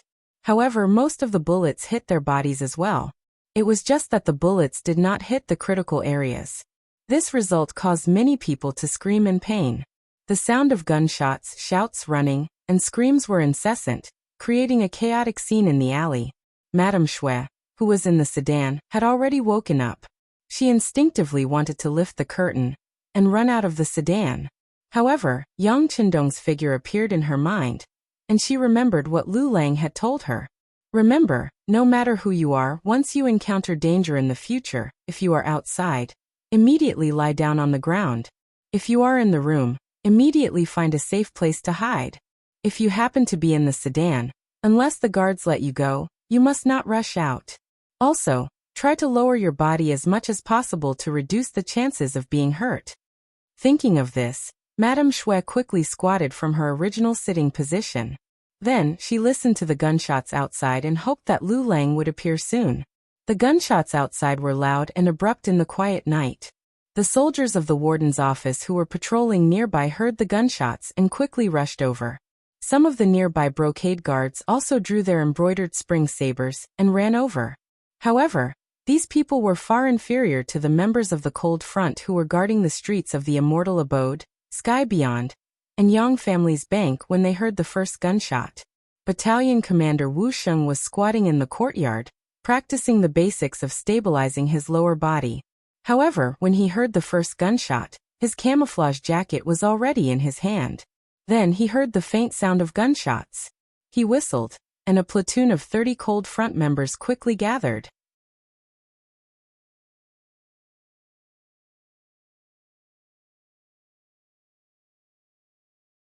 Chapter 254. Platoon 2, follow me. Platoon 1, be on high alert. Platoon 3, be responsible for patrolling. If you notice any dangerous people approaching, you can shoot to kill if the warning is ineffective. While he was giving the order, Wu Sheng had already rushed out of the courtyard with 30 soldiers, following the sound of the gunshots. However, no matter which group it was, no matter how fast they were, they could not be faster than the assassins that had already surrounded the street. The sudden gunshot had indeed caused them quite a bit of damage, and they were even knocked dizzy. However, they did not forget what their mission was. Even with the sound of gunshots, it did not stop them from approaching the palanquin. This was also thanks to the darkness of the night. If it was during the day, they would not have the courage to approach the palanquin when they saw how tragically their companions died, and how accurate the firearms were. It was because of the cover of the night that they thought their opponents were only using firearms that were not accurate, and did not have much power. This was why they had the courage to approach the palanquin. With the help of the night vision goggles, Cheng Qian and the others continuously shot the assassins in black on the street. 1, 2, 3, 4. Soon, the street was filled with corpses. The smell of blood began to spread rapidly in the air, rushing into people's nostrils. It was so stimulating. In front of the 95 style, not a single assassin could get within 30 steps of the palanquin. They did not even have the chance to make a move before they died on the ground. Even when they died, they could not close their eyes. Without finding out the cause of their deaths, they could not close their eyes in peace. The assassins seemed to have been killed, and there was no movement. However, Cheng Qian did not have the slightest intention of letting down his guard. Fire a red signal flare, and explain the situation to the outside. At the same time, everyone stay in place and be alert. If you notice any danger, don't hesitate. Don't be afraid of wasting bullets. A red signal flare rose up following the order. It was so dazzling and eye-catching in the dark night. Even the hidden sentries in Yangjia village that were 15 miles away could see it clearly. Seeing that it was a red signal flare, the sentry immediately sent a signal to another sentry not far away. Soon, Yang Chendong and the Yang family manor received the news. During the day, he taught the students numbers. In the Ming Dynasty, it was also known as arithmetic. When the numbers 1, 2, 3, 4, 5 appeared, it made the 100 students feel strange and curious. In fact, such numbers had appeared before, but because there was a kind of number called Swanshu at that time, it was more convenient to write, so Arabic numbers were not popularized in our country in time. Now that it was taken out by Yang Qindong, everyone was curious as to how it could be calculated in such a way. However, when the multiplication formula was read out, everyone was shocked. It turned out that arithmetic could have such a pattern and be so simple. For a moment, everyone was shocked. Hu Yan, Xiao Yin, and the others who were listening from the side were also shocked by this method. For a moment, everyone's mood to learn was very high. At the end of the day, Yang Qindong's mouth was a little dry from all the teaching. Not long after class ended, he heard a subordinate report that a red signal flare had flashed in the capital. According to the agreement, a red signal flare meant that there was danger, but it had basically been resolved. When there were only 2 flare, it meant that there was a need for backup. When there were 3 flare, it meant that there was an emergency. But even though he knew the significance of a red signal flare, Yang Qindong was still a little nervous. He did not know who was going to attack his faction. Thinking that there was nothing wrong with being careful, he immediately gathered a platoon of cold front soldiers, brought along Tiger's Mane, Beta Persei, and Chiovi's first guard squad, and rushed to the capital. After he left, the Yang family manor was also quickly placed under martial law. Battalion Commander Teng Shan led the remaining 2 platoons of cold front soldiers to guard it to ensure that nothing went wrong. In the capital, Cheng Qian's squad of soldiers had been on high alert this entire time. Even though the corpse was not far away, no one went to investigate. This continued until Battalion Commander Wu Sheng arrived with the first batch of soldiers. After the 2 sides met up, they immediately began to inspect and deal with the scene.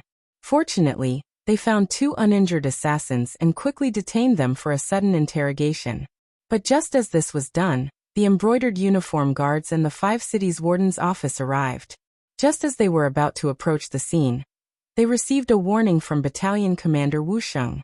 Those who have come, listen up. I don't care who you are. Which yamen do you belong to? This place has already been sealed off. No one is allowed to approach. Otherwise, don't blame the bullets for not having eyes. With Wu Sheng's words and the mention of the banner of his mercenaries, the soldiers of the 5 cities warden's office naturally obediently stood their ground. On the other hand, the embroidered uniform guards who came relied on their status to shout that they were the emperor's personal guards and had the right and duty to inspect everything. As they shouted, they also tried to move closer. Bang! Bang! 2 gunshots suddenly rang out, hitting the feet of the embroidered uniform guards who were about to step forward. The dust that was kicked up instantly taught them how to behave. The originally shouting voices immediately became much softer until there was no more movement. The mercenaries had once more used their strength to show the outside world that they were not subject to any restrictions. Anyone who dared to challenge their military discipline would have to pay the price in blood. No one moved forward, but this did not mean that no one was paying attention. On the contrary, it didn't take long for the upper echelons of the embroidered uniform guards and the 5 cities warden's office to arrive. This included Inspector Shi Heng, who had returned to the capital before the end of the year, Commander Sun Pe, Commander Lu Gui, and fellow Commander Ji Guang. What's going on in front? Why was there a gunshot? As soon as Shi Heng appeared, he asked arrogantly. Shi Heng had been promoted to Inspector General, Commander-in-Chief, and Count of Wuqing for his meritorious service, and then he had led an army of 150,000 soldiers to battle the Walla. But because he had been too careless, he had been schemed against and lost the battle. If not for Yang Qindong's timely intervention, the capital would have been lost. Logically speaking, a defeated general was a guilty general and should have been punished and imprisoned. But in the Great Ming, nothing was absolute. Meritorious officials could not receive substantial rewards, while guilty officials could rise to the heavens in a single step. This was a characteristic of the time. In the Great Ming, a person's meritorious service was not determined by how capable they were. In the end, it depended on whether they obeyed the emperor and obeyed imperial authority. Shi Heng originally had the merit of being the emperor. This time, after he came back, he spent a lot of money and even bribed Jining. In addition, when he saw Zhu Qiyu, the Daizong, he was in pain with snot and tears. He said that he was loyal to the emperor and would listen to the emperor's orders. He was willing to do anything for the emperor. After a few maneuvers, Zhu Qiyu was truly moved. Not only was he not punished, but he was also reinstated to the position of military governor. He was even given the important task of rebuilding the army with Jining. He was promoted from his original position of Count Wuqing to Marquis Wuqing. Zhu Qiyu's intentions were extremely clear. He wanted to promote Shi Heng and restrict Yang Qindong's influence in the army. Regaining the emperor's trust and wielding great power made Shi Heng feel like he didn't know the immensity of heaven and earth. As soon as he arrived, he began to speak as if he were the master of this place. In response to Shi Heng's behavior, the subordinates all lowered their heads in silence. These people had been in the capital for a long time, and many of them had even witnessed the battle between the mercenaries and the Walla. Naturally, they knew how powerful these people were. It was precisely because they knew that they didn't have the courage to provoke them. Seeing that no one answered his question, Shi Heng's expression turned ugly. What's the matter? No one answered, right? Very well, after this matter is over, you don't have to work anymore. You'll all be dismissed. Is Sun Tong's command department here? Go and see what's going on. Sun Tong, who was called out, had a bitter expression. He had already known from the soldiers that this was a mercenary army doing something. He had a very clear impression of these people, and of course, he knew that they were not to be trifled with. Therefore, when he heard Shi Heng call out his name, he carefully moved closer to him and muttered, "Sir Inspector, this is a mercenary army doing something. It's not good for us to interfere too much." What mercenary army doing? It's not good for us to interfere too much. Isn't this the capital of the great Ming Dynasty? Since you're so cowardly, I think you don't have to work anymore. Forget it, I'll go take a look myself. Men, clear the way. If anyone dares to block my way, arrest them as well. Shi Heng said nonchalantly, treating Sun Tong's good intentions as nothing more than ill intent. After Shi Heng gave the order, the soldiers he brought opened the path and walked toward the center of the battlefield with great fanfare. Not far away, Lv Gui and Ji Guang saw all this, but neither of them had any intention of reminding them. Since someone wanted to clear the path, they could just let him do it. It was also a good opportunity to see if these mercenaries really dared to provoke anyone and not give face to anyone. Shi Heng, who didn't know what others were thinking and had only heard of the mercenary army's name, walked toward the center of the battlefield under the gazes of the crowd and the lanterns held by several of his trusted aides. On the dark street, several lanterns slowly walked over. This scene was particularly eye-catching, and naturally attracted the attention of Battalion Commander Wu Sheng. "Who are you? Stop. If you continue to walk forward, we won't be polite. This official is the great Ming Dynasty's inspector, and I have the authority to command the military camp in the capital. Who are you? Why are you making such a big commotion in the middle of the night?" Shi Heng walked forward under the protection of his soldiers and questioned loudly. Based on his experience, it was very easy to intimidate others with this kind of momentum and make the opponent feel afraid.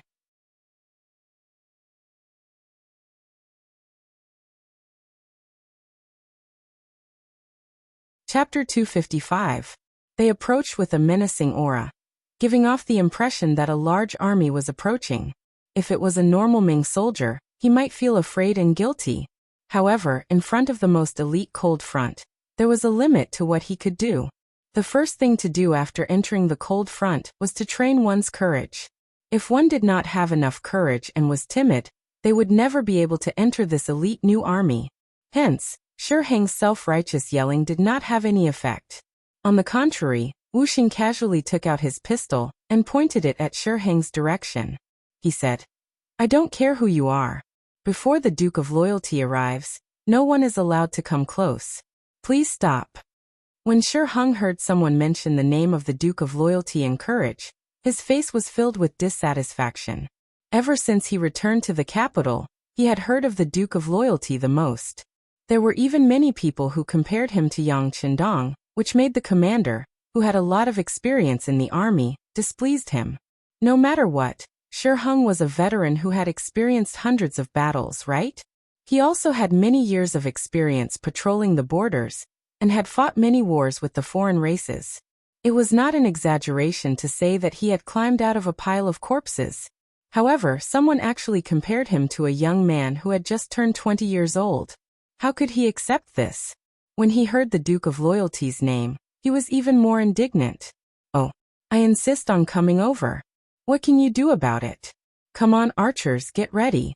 If these people dare to resist, shoot them for the crime of rebellion." Before he could finish his sentence, a loud gunshot interrupted him. Then, the lantern on Shi Heng's left was shot to the ground. The gunshot first flashed, then it turned into darkness. The sudden change in the lantern gave Shi Heng a fright. He instinctively leaned towards the lantern on the right. Just as he was about to lean over, there was another loud gunshot, and the other lantern was extinguished. The 2 consecutive gunshots were a warning. This was a warning from Wu Sheng to Shi Heng. It could also be seen as a warning from the mercenaries to the great Ming army. 2 gunshots rang out, and the effect could be said to be very good. At least the scene was quiet, and it seemed that they were really frightened.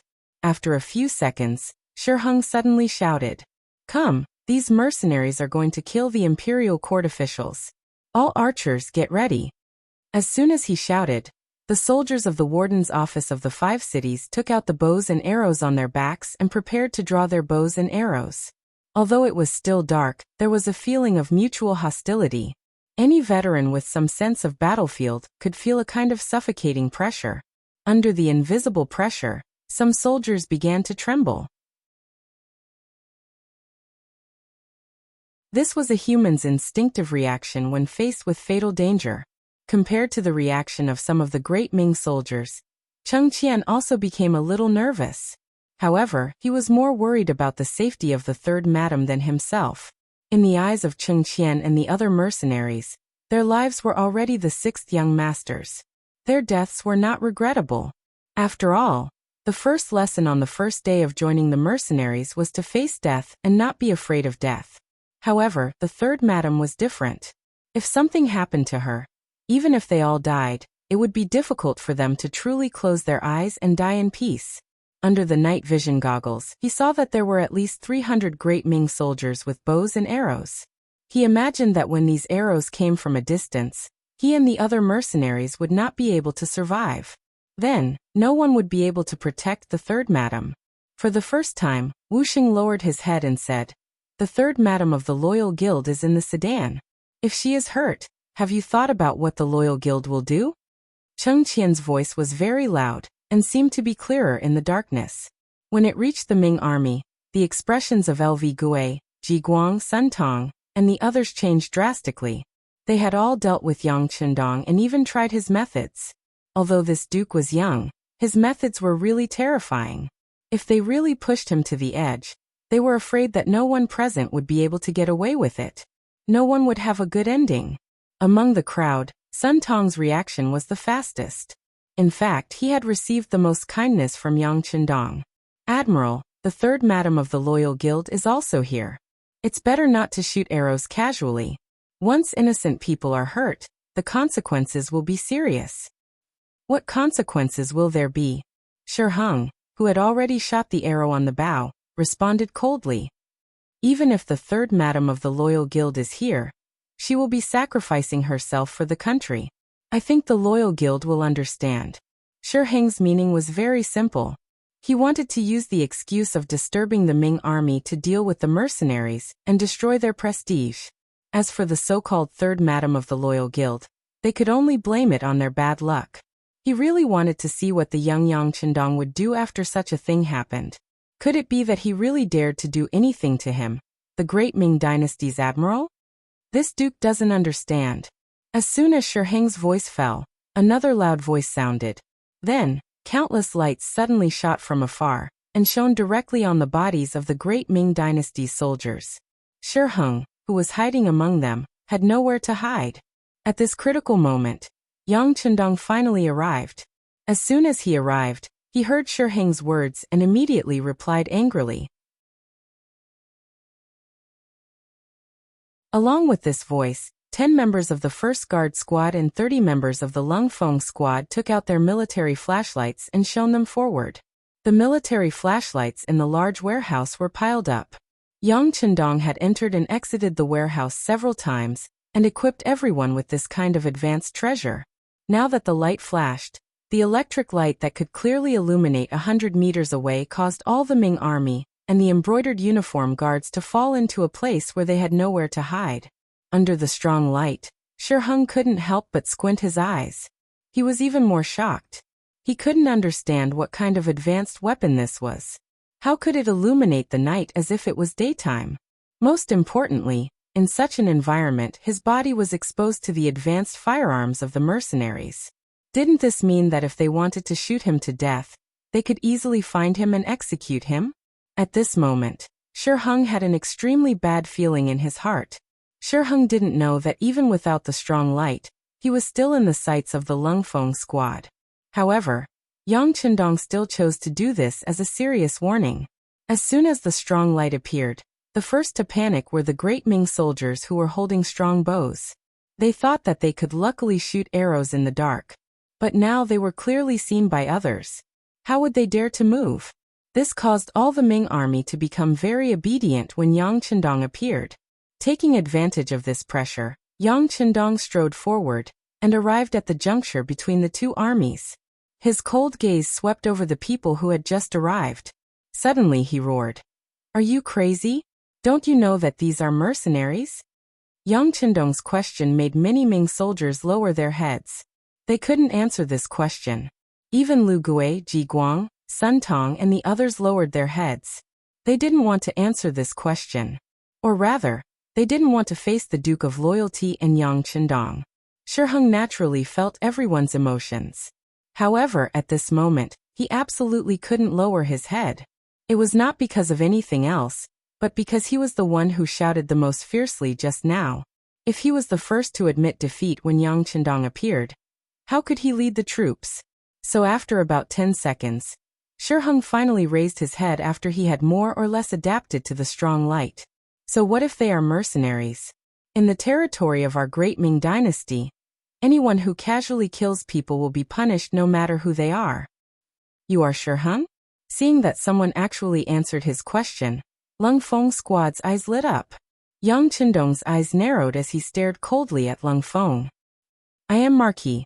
Shi Hung, who didn't want to weaken his momentum, tried to straighten his body as much as possible as he answered. Don't call yourself Marquis in front of this Duke. When I was a Marquis, you were just a small count. As soon as Shi Hung finished speaking, Yang Qindong's angry voice spread through the entire street. The questioning voice was like thunder, and Shi Hung was naturally furious. However, at this moment, he didn't know how to answer. After all, he was indeed 10% worse than Yang Qindong in terms of title. At this moment, he actually began to hate the acting emperor, Zhu Qiyu. He hated that Zhu Qiyu didn't directly promote him from Count Wuqing to Duke Wuqing. That way, he could confidently talk to Yang Qindong. However, he didn't think about it. Yang Qindong was promoted to Duke because Zhu Qiyu had no choice. He really didn't know how to reward Yang Qindong, so he had to do something. And what did he do? What contribution did he make? Shi Hung still had an unconvinced expression on his face. When he was still sulking, Yang Qindong spoke again. Just now, you said that so what if they are mercenaries? Then let me ask you, if there were no mercenaries, who would resist the Walla's army? Without the mercenaries, the capital would have already been taken over by someone else. So what right did you have to stand here and make such a fuss? You look down on the mercenaries, but what have you done? Have you lost every battle? Under the angry questioning, Shi Hung only felt his face burning. He wanted to refute something, but he found that it seemed that he was powerless to say anything. Yang Qindong, after angrily scolding Shi Hung until he couldn't say a word, seemed to be still angry. He followed the strong light and looked at LV Gui, Ji Guang, Sun Tong, and the great Ming soldiers. He asked, Shi Hung is a defeated general. During the battle to protect the capital, he didn't know where he escaped to. It's normal that he isn't familiar with the situation. But what about you? You all experienced that battle, so how could you not know the power of the mercenaries? Have you thought about it? If they were injured because of this, once the leader of the mercenaries asks, how would I answer? If we don't respond well, the mercenaries will become enemies with the great Ming. Who can stop them? Ah.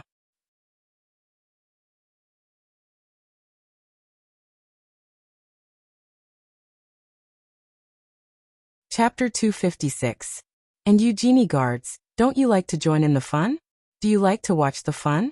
You clearly know that this Duke's third madam is here, but you didn't say anything. Do you want the previous incident to happen again? In anger, Yang Chendong said threatening words.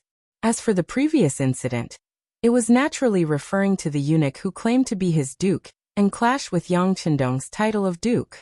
Later, when the reminder was to no avail, more than 10 eunuchs and stewards were threatened in one night and almost lost their lives. After that incident, no eunuch called himself master anymore. Even if they had to call him master, they had to call themselves master. Now Yang Chendong mentioned this incident. It was obvious that he intended to admit that he arranged for someone to do that.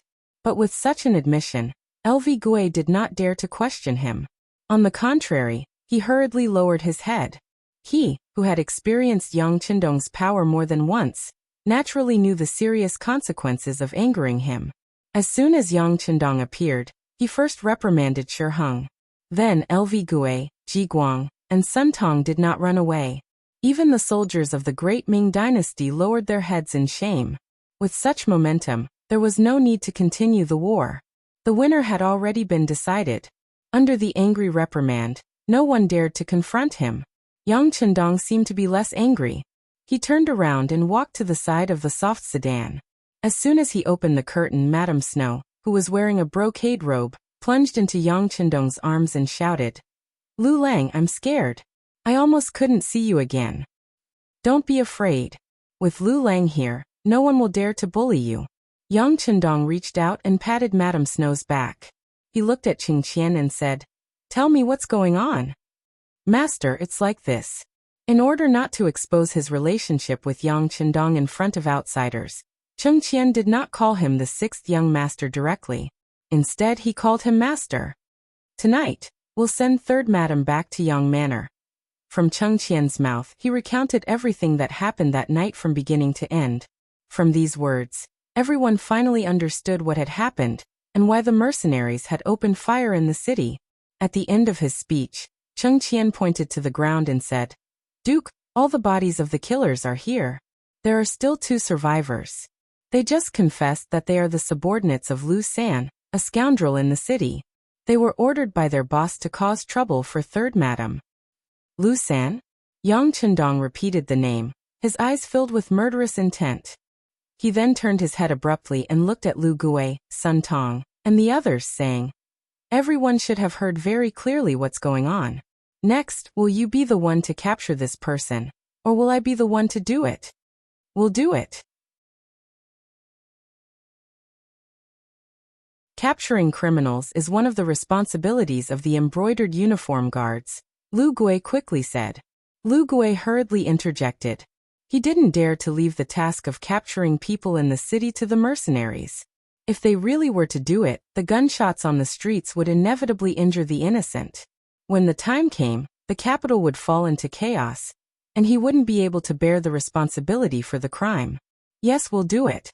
The warden's office of the 5 cities will fully cooperate with the embroidered uniform guards." Sun Tong also quickly expressed his position.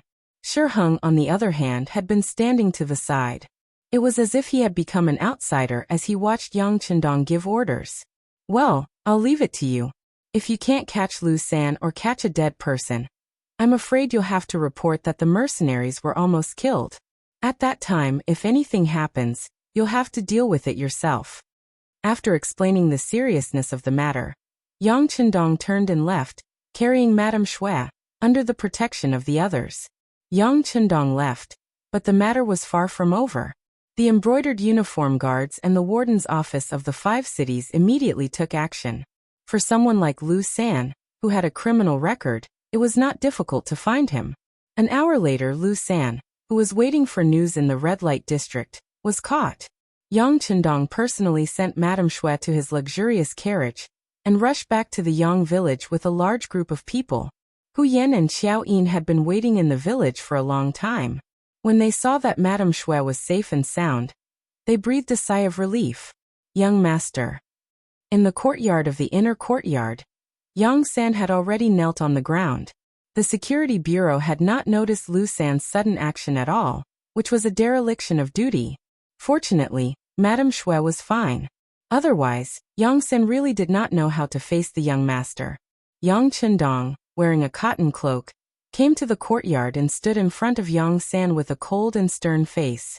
Yang San was obviously angry, which made him feel even more at a loss and lower his head. Tiger's Mane and Beta Persei stood on either side of Yang Chendong.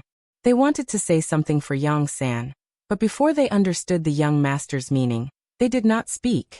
The tense and depressing atmosphere lasted for a while. When Yang San could not help trembling because of the pressure, Yang Chendong finally said, "Try to control as many forces as possible. This kind of thing will not be allowed to happen again. As for how much money you need, just write a report." Yang Chendong's voice contained no emotion. Madame Shui had almost had an accident. It was impossible to say that he was not worried, but it was also impossible to blame the security bureau. After all, the capital was too big and there were too many people.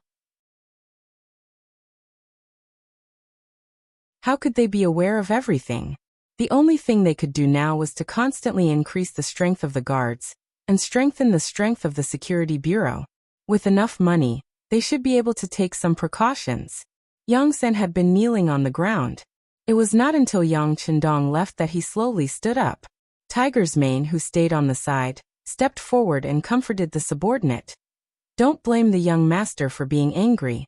Madame Shui almost had an accident this time. Anyone would not be able to bear it." "I know. The young master has been very kind."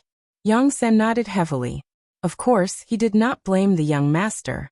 He had thought that after such an incident, he would not be able to keep his position, and might even be kicked out of the family. However, the young master still gave him a chance. As the saying went, a gentleman would die for his bosom friend. Even though Yang San's life had long been the young master's, this belief became even more firm. Not to mention how angry Yang Chendong was in the Yang manor. After Lu San was captured in the capital, he did not even last a night. Under the various methods of the brocade guards, he confessed everything. He directly said that Yu Xiong had spent 50,000 taels of silver to hire him to make trouble for the Duke of Loyalty. Yu Xiong was the mastermind behind the scenes. Once the result was out, someone sent the news to the palace, someone sent the news to the Yang manor, and someone sent the news to the Yu manor. Imperial City, Imperial Palace. Last night's incident had already been reported to the emperor. The acting emperor, Zhu Qiyu, had already learned the whole story from Jining and Shi Heng. Zhu Qiyu did not comment on the fact that Yu Xiong wanted to make trouble for Yang Chendong. There were always some people in the world who were incomparably daring. Even he couldn't help but want to curse them for seeking death. But on the other hand, the fact that the mercenaries had killed people in the city truly displeased him. This was the capital of the great Ming Dynasty, at the foot of the imperial city. The mercenaries had brazenly killed people on the streets. When had they ever cared about what other people thought? Who had given them the authority to enforce the law? But Zhu Qiyu had no choice but to suppress his anger. After all, he had long ago known of the strength of the mercenaries. Walla had not been a match for them, so how could he be a match for them now? He was the emperor, the sovereign of the 9 and 5. But in his own territory, there were things that he could not interfere in. He felt incredibly vexed. "Sirs, tell me what you think." Zhu Qiyu's voice was cold, indicating that he was not in a good mood. In fact, he was in a terrible mood. Shi Heng and Jining looked at each other. Then the military commander plopped to the ground and said, "Your Majesty, it is said that the fist is the absolute truth. For the mercenaries to dare to do this, they are clearly looking down on imperial authority. This subject believes that if we want to put an end to this, we must first strengthen ourselves. This subject requests that Your Majesty increase the amount of silver and increase the speed of recruiting soldiers. At the same time, we must equip 3 firearm battalions and 1 artillery battalion. Once we have enough strength, no one will dare to challenge imperial authority or Your Majesty. I second the motion." Jining also knelt on the ground and voiced her support for Jining. As Zhu Qiyu's most trusted subjects, the two of them were well aware of their positions. Only when the emperor's authority was strong enough would their authority be secure. Just as they had said earlier, if the army could be completed sooner, With 3 firearm battalions and 1 artillery battalion, they would have the strength to fight against the mercenaries. When the time came, if they really wanted to attack, once the cannons were fired, the entire place would be razed to the ground. At that time, who would dare to look down on them and the emperor? That's right, my dear subject, you are right.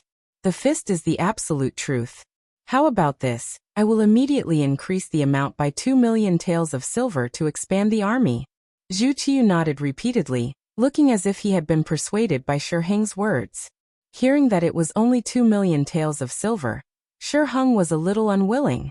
This amount of silver was enough to build a normal army, but this time, they were building 3 firearm battalions and 1 artillery battalion. That was definitely an act of burning silver. 2 million taels was really not enough. Just as Shi Heng was about to raise his head and say something, he heard Jin Ying's quiet reminder. Lord Shi, don't go too far. Some things need to be discussed at length. As one of Zhu Qiyu's personal attendants, Jin Ying naturally had a deep understanding of this emperor. This emperor was an ambitious person. His courage was no less than Zhu Qijuan's. His mind was flexible and he was open-minded. He treated his subjects well. But there was one thing that was a little too stingy.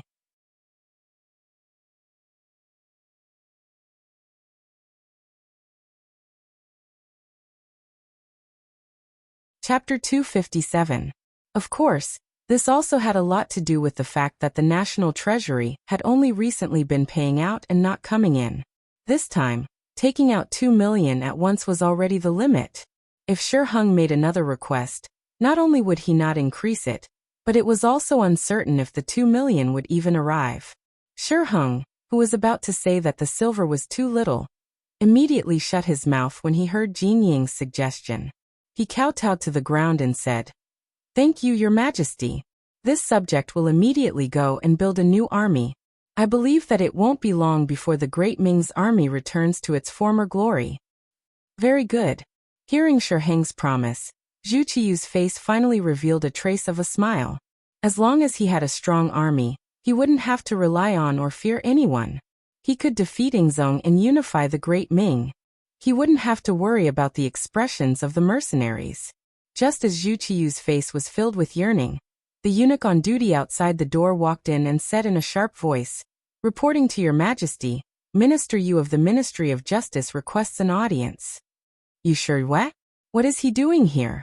Hearing this, Zhu Qiyu, who still didn't understand what was going on, was at a loss. However, the head eunuch, Jin Ying, had already whispered, Your Majesty, that Yu Xiong is Minister Yu's grandson. Oh, right. Zhu Qiyu nodded. Then he looked at Jin Ying and Shi Heng and said, My 2 beloved subjects, what do you say about whether we want to see him or not? The 2 important subjects looked at each other and shook their heads. In the end, it was Jin Ying who took the initiative to say, Your Majesty, Yu Xiong is extremely daring. He wants to harm the Duke of Loyalty and Courage. Since this is the case, I'm afraid we won't be able to protect him. That's right. Shi Heng nodded heavily in agreement. Obviously, what happened last night had left a deep impression on Shi Heng. After witnessing the power of advanced firearms, the shadow of death had been shrouding him. If it was not possible, he absolutely did not want to offend this loyal duke, because he did not know what the other party would do in anger. If the other party really wanted to kill him, even if he went back to the emperor to make the decision for him, what meaning and use would it be if the dead could not be brought back to life? Jin Ying and Shi Heng had the same idea.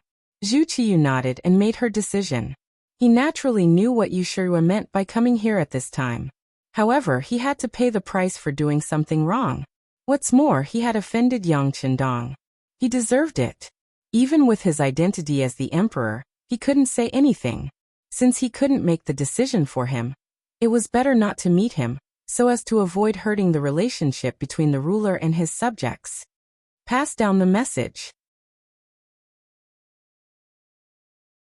Say that Zhen is not feeling well. If there is anything, say it at the morning court tomorrow. Zhu Qiyu waved his hand at the young eunuch who came to report. He made the decision to not meet him. The young eunuch left. Yu Shirua, who was waiting outside the palace, heard the emperor's words and sighed deeply.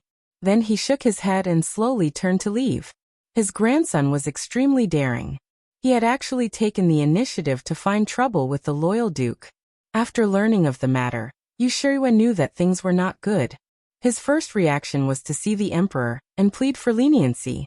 He thought that no matter what, he was an old official and an important official. The emperor should give him some face. As long as the emperor was willing to mediate, the loyal duke would have to give him some face. However, the emperor did not want to see him. This had already made his attitude clear. Now it seemed that he could only beg the loyal duke himself. However, when he thought about how the other party was still a child who had just grown up, if the news of his status asking to see the other party spread, how would he have any face in the future? Forget it, forget it. It's just a crime of instigating. There is no conclusive evidence and no serious consequences. Based on my position as the Minister of Justice, without conclusive evidence, it won't be so easy to touch Xiong. Minister Yu comforted himself like this and left the palace. He was prepared to use his power to wrestle with the loyal duke. Yu Shirui was a person who had studied since childhood. He had a photographic memory and could recite with a glance. In the 13th year of Yongle 1415, he became a grand scholar and served as an imperial censor. After Zhu Qiyu ascended the throne, he was promoted to the position of Minister of Justice. He could be considered to be extraordinarily capable. Moreover, when he was young, he was also upright and honest. However, now that he was old, his temperament had changed a lot.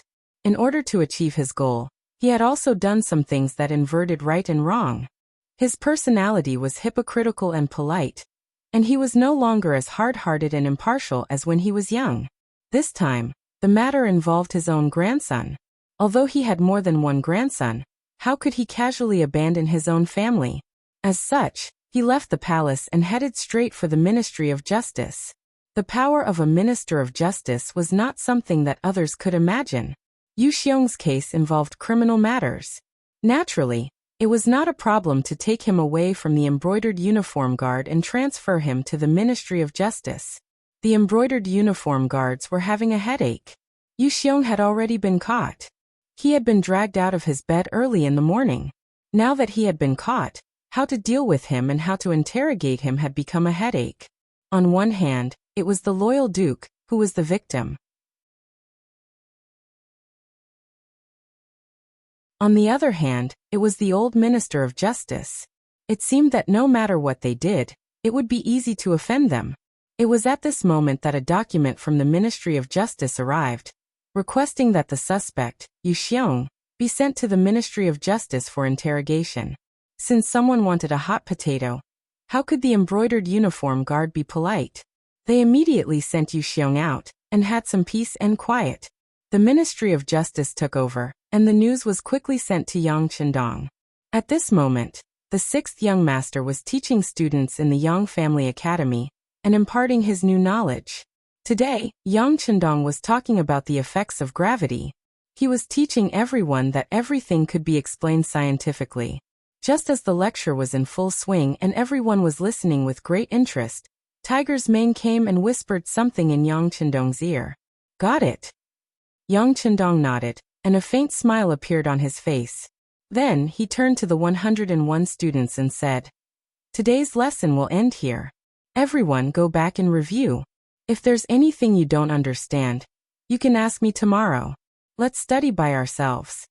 Under the respectful gazes of all the students, Yang Chendong left the academy.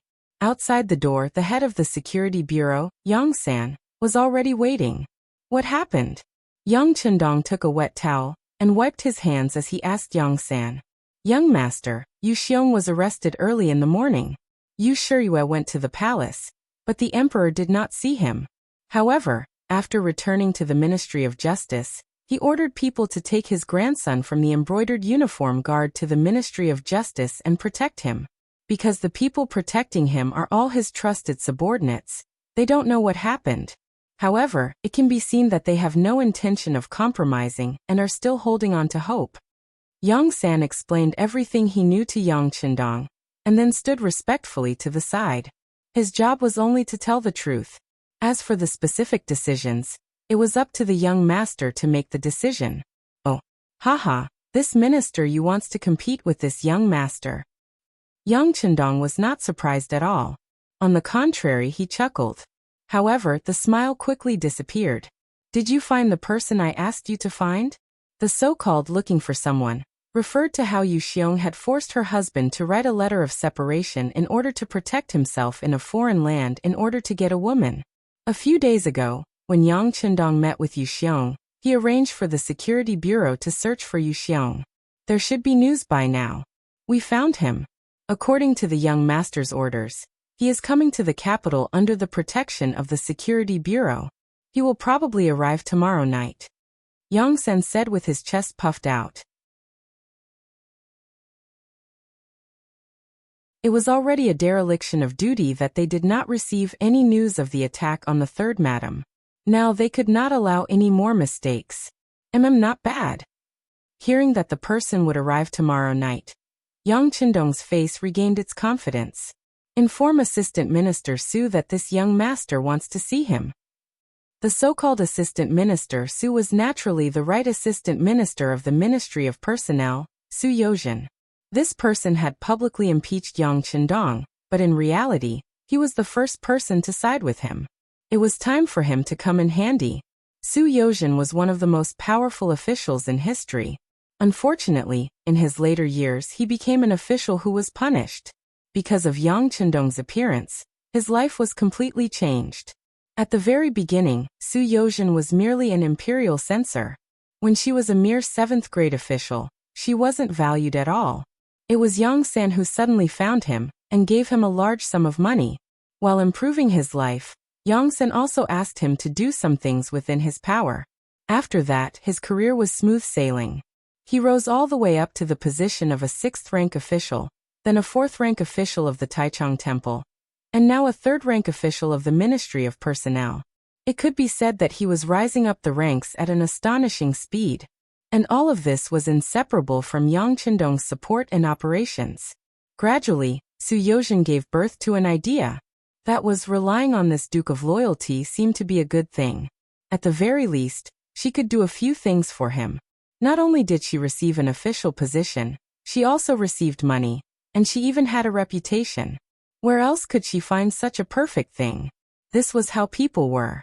After receiving benefits, their attitude and understanding of a person would undergo a qualitative change. Was this not the case? When Yang San informed Su Yozhen through the spies of the Security Bureau that the Duke of Loyalty had invited her, he quickly disguised himself and left the capital, arriving at the Yang family manor. Su Yozhen's appearance was extremely secretive. On the way, there were people from the Bureau of Security following him to ensure that he was not followed.